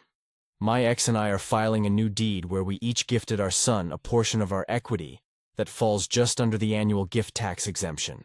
If we do this every year, by the time our son is 18, the house will be fully or almost fully his. No tax penalty. To say my wife was pissed would be an understatement. I'm going to use my share of the rental proceeds, split 4 ways, to buff up the college savings for each kid, mine, hers, and the baby we are trying for. My wife is unhappy with all of this. I told her the house is an asset from my previous marriage, and so it goes to the benefit of my son from the marriage. Any assets she had with her ex would be rightfully my stepkids if such assets existed. I basically said we need to get past this, because if we are going to bring a baby into this world, we can't be fighting about such a non-issue. She said she would accept it and move on, but she needed some time to do so. Basically, that's the resolution clarification. A lot of you are confused about what the initial understanding concerning the house was. My ex and I invested money in this house. Our understanding was always that the house would be our son's once he became an adult, not that any income made off of it before that would be his. We always intended to split profits once the house became income generating, which it only recently has. Relevant comments. Commenter 1, no it isn't. She will keep fighting you. You need to fix your head and think of your son. She will try everything to get your son out of the picture and his money. Is getting laid that important to you? Reply. I've mostly been ignoring the really hateful comments because I know that's just how this website is. Here's the thing, you don't know my wife. We had a financial disagreement. That isn't indicative of her feelings towards my son. She thinks holding the house is a waste when the money could go into high-yield savings funds for college for the kids or in our retirement accounts. It's frustrating to her that I disagree with what she thinks is the best course. And since the house isn't hers, her opinion isn't counted. Dealing with frustration is part of life. That doesn't make her a bad person. Commenter 2. What does she give to your children, her stepchild? Why would you split the profit between your child and hers? Put a stop to it now. She has no say, it's not her house. She did nothing to get even $1 from this house and her children too. Don't be stupid. Reply. All of our income is used for the benefit of the entire household. Rental profit is income. The house itself will be my son's when he turns 18. But until then my share 40% of the rental proceeds is mine. It goes in the general pool just like everything else. Commenter 3. I would never stay married to someone who insists on owning a house with his ex-wife for years to come. There are so many other ways you could keep that money separate to give to your child when the time comes. Reply. It's not about the money. If he wants to sell the house when he inherits it, he can, but the point is to give him something valuable that we have maintained for him for years. It's a symbol of how our love for him has never wavered, even if we don't love each other anymore. Commenter 3. This resolution seems equitable, but do you realize that while you are splitting the rental income, you are taking away from your current kid and the kid-to-be? I get you need to keep the peace, and this may be how you achieve that. However, your stepkids have another parent and a set of grandparents that your kids won't have that could be contributing as well. They will not be giving to your current kid. Just a thought. Reply. My stepkid's dad isn't in their life. I'm actually trying to adopt them. But it's difficult because he's hard to find and we need to serve him. Commenter 4. Do you have anything in place to ensure that if anything happens to you that your remaining share for sure goes to your son and not your wife? The default for assets is generally to go to the surviving spouse.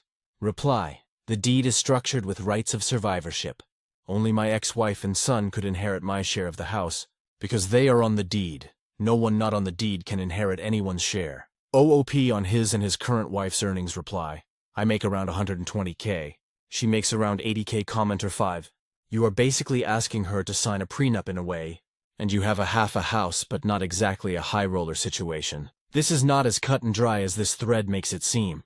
You are essentially bringing in, let's say, 300K into a marriage. You are telling her that is for your son, not her. And it is your money, not your son's.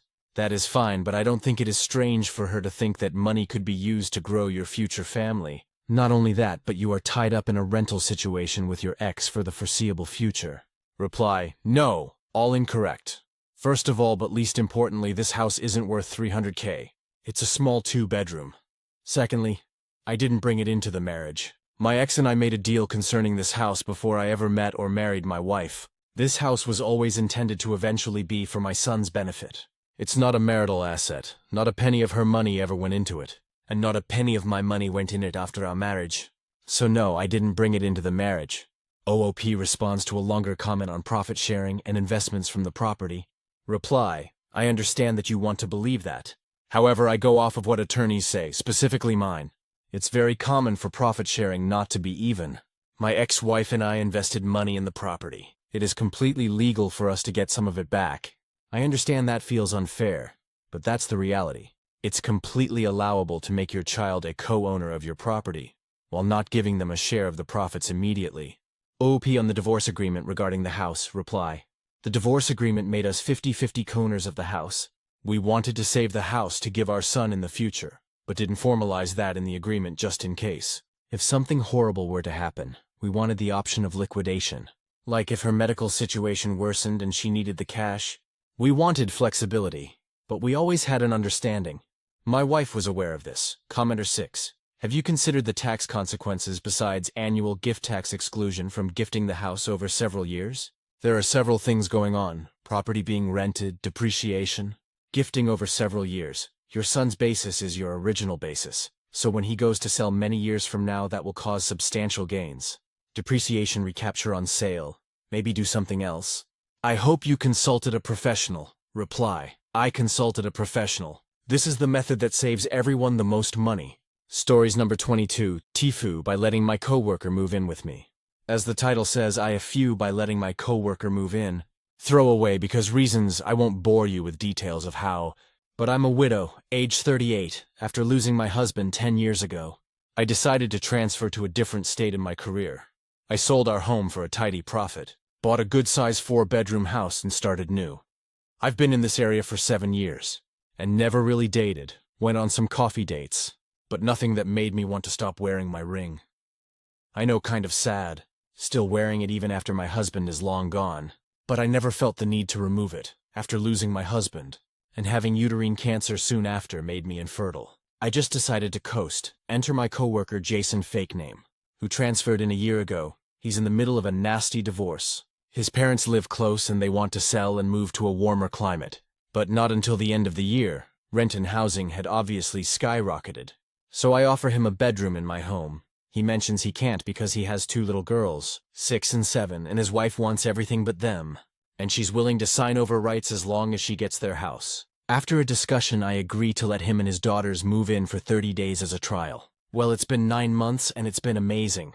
Unfortunately, I've fallen in love with him and the girls. My house finally has sounds of happiness instead of echoes of loneliness. I haven't felt like this since my wedding day when I got married at 18.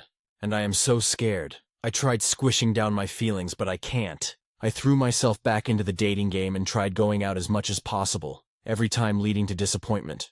Jason came to me last month and advised his parents are moving at the end of this year, and he would finally be out of my hair. His parents would be letting him move into their house, and he and the girls would have their own place. I congratulated him and offered to help pack the house and decorate the girls' new rooms. Well, he was able to move in last weekend. Hence, where I few, big time. The last day he and the girls were here, I made a huge goodbye dinner. As the girls climbed into his car to go to their home, I hugged him probably too long and went to kiss him on the cheek. He went to do the same, and well, we missed. I kissed him, and he kissed me, and neither of us pulled away until one of his girls made an ew screech from the car. I mumbled to drop my key off under the mat when he was ready to, and closed the door on him. He knocked and asked to talk later, but I didn't open it or respond. I had taken this week off anyway, for Christmas, and am avoiding his texts and calls. My voicemail is full from him. I go back to work Tuesday and will see him, and I'm dreading it. TLDR, I let my coworker move in, and fell in love with him and his kids, and I don't know what to do. Update. Tifu by letting my coworker move in with me. First, thank you for the messages, the responses, and the accusations of this being a Hallmark special. Trust me, the last person to play me IRL is Candace Cameron Bure or Leanne Rimes, I assure you. I'm hardly a dainty blonde who swoons at the sight of piercing blue eyes and a dazzling white smile. I actually have black hair, can hardly be called dainty, and Jason has brown eyes, but my husband did have green. So if you want to bank on that, you're welcome too. This will be difficult to explain, but I hope I can make it easy to understand. My husband and I were basically born to be together. We had known each other from nursery school. I fell in love with him before I even knew what love was, and stayed in love. We got married at 18 and 19. We were planning a future. We had bought a house. We had career goals. We had retirement goals. When I lost him, I felt like I lost a lifeline. My time with him wasn't enough. It would never be enough. I had what everyone wants and deserves, and it was taken away from me. Just understand how freaking unfair that is, okay? After some heavy thinking, drinking, I came to the conclusion that when it comes to Jason, with him living here, it was the life I should have had by now. I should have had my husband here with me. I should have had the 2 kids we planned on having, in a house with noise and toys and laughter and cries and spats between siblings. This should have been my life, but the person there was the wrong person. It wasn't my 6'2" green-eyed monster of a man, and as much as I loved them, the girls weren't ours. I miss my husband, and I miss even more the life we were robbed of. I think it was Betty White said, after her husband passed away, she wouldn't date or marry again because she had the best, and nothing would compare to it. That's me. That's the truth. Absolutely nothing, and I mean nothing, would compare to my husband, and right now, I don't want anything to compare it to. That's what I told Jason. After reading the multiple texts of him just asking me to talk, saying there was something we had and he didn't want to lose, then him getting angry because I wasn't responding, then apologizing for being rightfully angry, then just asking if we could go back to being friends and forgetting everything that happened. When I got that text, I put my adult pants on and called him. I told him everything above. I told him everything I didn't mention on here because it would be too revealing. I told him that he was freshly divorced or will be, and I wasn't the rebound type of person. He and his wife haven't even been separated for a year at this point, and with my insecurities and comparisons to my marriage, it wouldn't be fair to pursue anything right now, especially with him. He's fresh off the block here, still hurt at his marriage failing, because even though I think I fell in love with him, I need time to confirm if it's with him specifically, or just with the life I was supposed to have. Thankfully he understood, and thought I was possibly correct in my assumption that he was jumping into something we weren't ready for. He asked if we could still be friends, and I jumped at that option. I missed him, missed the girls. I missed having meaning instead of just coasting. He asked if I could come over for Christmas. I bought the girls some presents from me, and Santa, so I said of course. And I'll come over later tonight once the girls pass out. He seemed happy with this. I asked him not to tell the girls I was coming over, and we could have that damn adulting talk that a phone conversation won't cut it for. He promised to slip the girls a Benadryl NyQuil chaser to make sure they stay asleep. I'm pretty sure he was joking, so that's my update. We're friends-ish. I see him tonight, and I'm more nervous than a prom date. But look at me, Reddit, I communicated. I got my big girl trousers on. They're scratchy and uncomfortable, and are probably going to give me a rash by the end of it. TLDR, we're friends until I mess it up again. 42M38F. I have feelings for my colleague, but she doesn't understand it's not rebound, not my main. That one is known in some subreddits. In November 2021, my family and I moved towns into a neighborhood near my parents. I wanted to be close to them. They're in their 70s, time's taking their toll on them. My wife wasn't too keen on it, but our two kids were happy to see their grandparents more. I commuted to my job until I was able to get an in-town transfer to my current location. Come to find out, my wife reignited an old flame of hers, why she didn't want to move and started cheating on me. My 3rd month into my new job, she tells me she wants a divorce, wants the house, and wants to sign over the kids. Her boyfriend has his own kids, and they want to move into the house and be one big happy family. I move into my parents' place. They got one spare bedroom because the other's basically storage. My kids would be staying with their mom till I can find at least a 2-bedroom. My parents lay it out to me they want to move by the end of the year and either sell or give me the house. I just have to do something by then. Rent's nuts out here. Then my wife throws on me her new man, and his kids are moving in now and not getting along with mine, so she agrees to make it quick and sign over rights to mine as long as she keeps the house. I had become friends with Hope at work.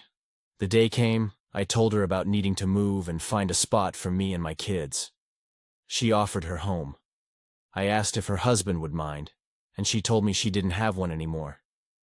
See, she still wore a wedding ring, and I never bothered to ask about it, just always assumed she was married. Appears he passed away a decade ago, and she just still wore the ring. We move in and it's a dream. I see this woman in a light I never thought of before. My kids loved her. She never put their mom down.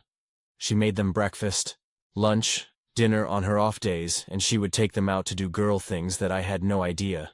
She even took them school clothes shopping when I ran short on time to be able to do it. Hope just seemed happy as hell to be around us and have us there.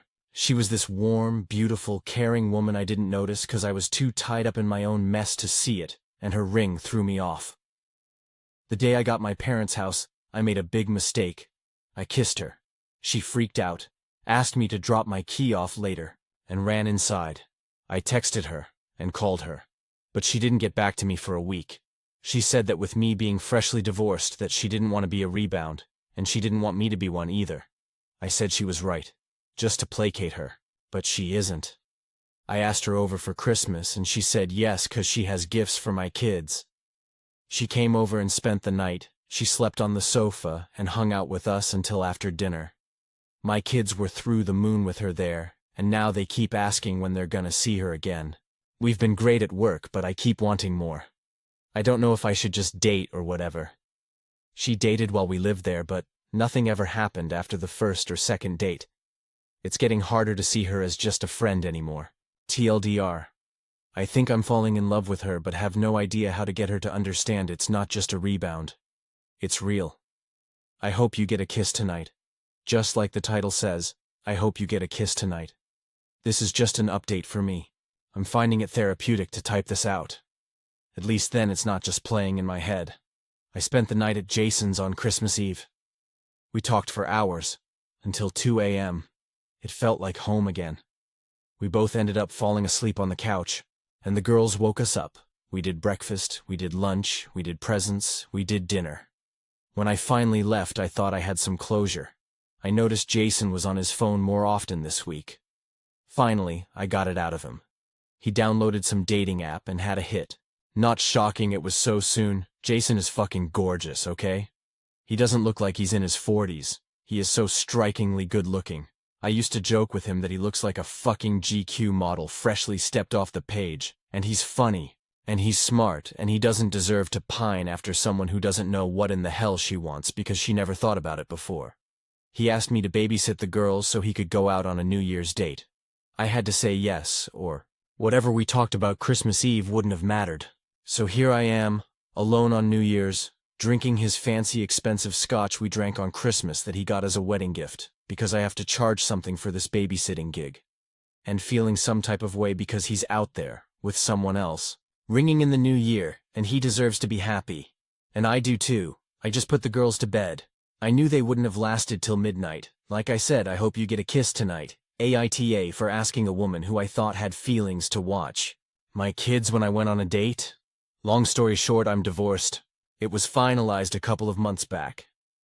During the mess of my divorce, me and my 2 kids moved in with a co-worker named Hope for about 9 months. Give or take.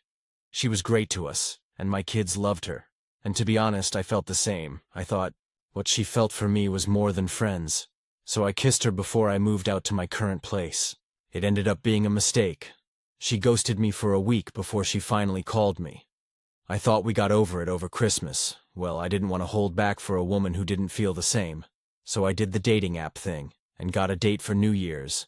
I asked Hope if she could watch my kids while I went out, and she agreed. I went out, had a great time, and came back at 3 a.m. to Hope passed out on my sofa. I threw a blanket on her and went to bed myself, expecting to make breakfast for her and mine, but she left before I woke up. The morning after I asked her if she could watch my kids again while I set up a second date, she immediately declined, saying she was having her sister and brother-in-law over this week. Her sister has 3 kids of her own. And yeah, Hope has a big house, but with everyone there, she wouldn't have time to watch mine.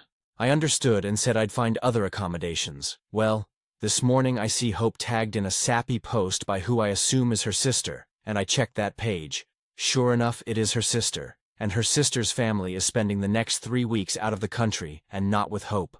Now I know she only has one sister, so I asked her what was up. She kind of stuttered a bit and said yeah, she can watch my kids, and to go ahead and set up the second date. When I asked her why she lied to me, she brushed me off and told me to stop being an AH, and I got what I needed. Aita for even asking her again? I know she lied to me about her family visiting. She told me she didn't have any feelings for me like I do her. Redditor. You hold on here, bro. I gotta get some info regarding Hope. Is she a widow? Is she unable to have kids? Hikoi. Is she the owner of a 4-bedroom house? Did her husband died like 10 years ago? Does she own the house outright? How do you know this? Redditor.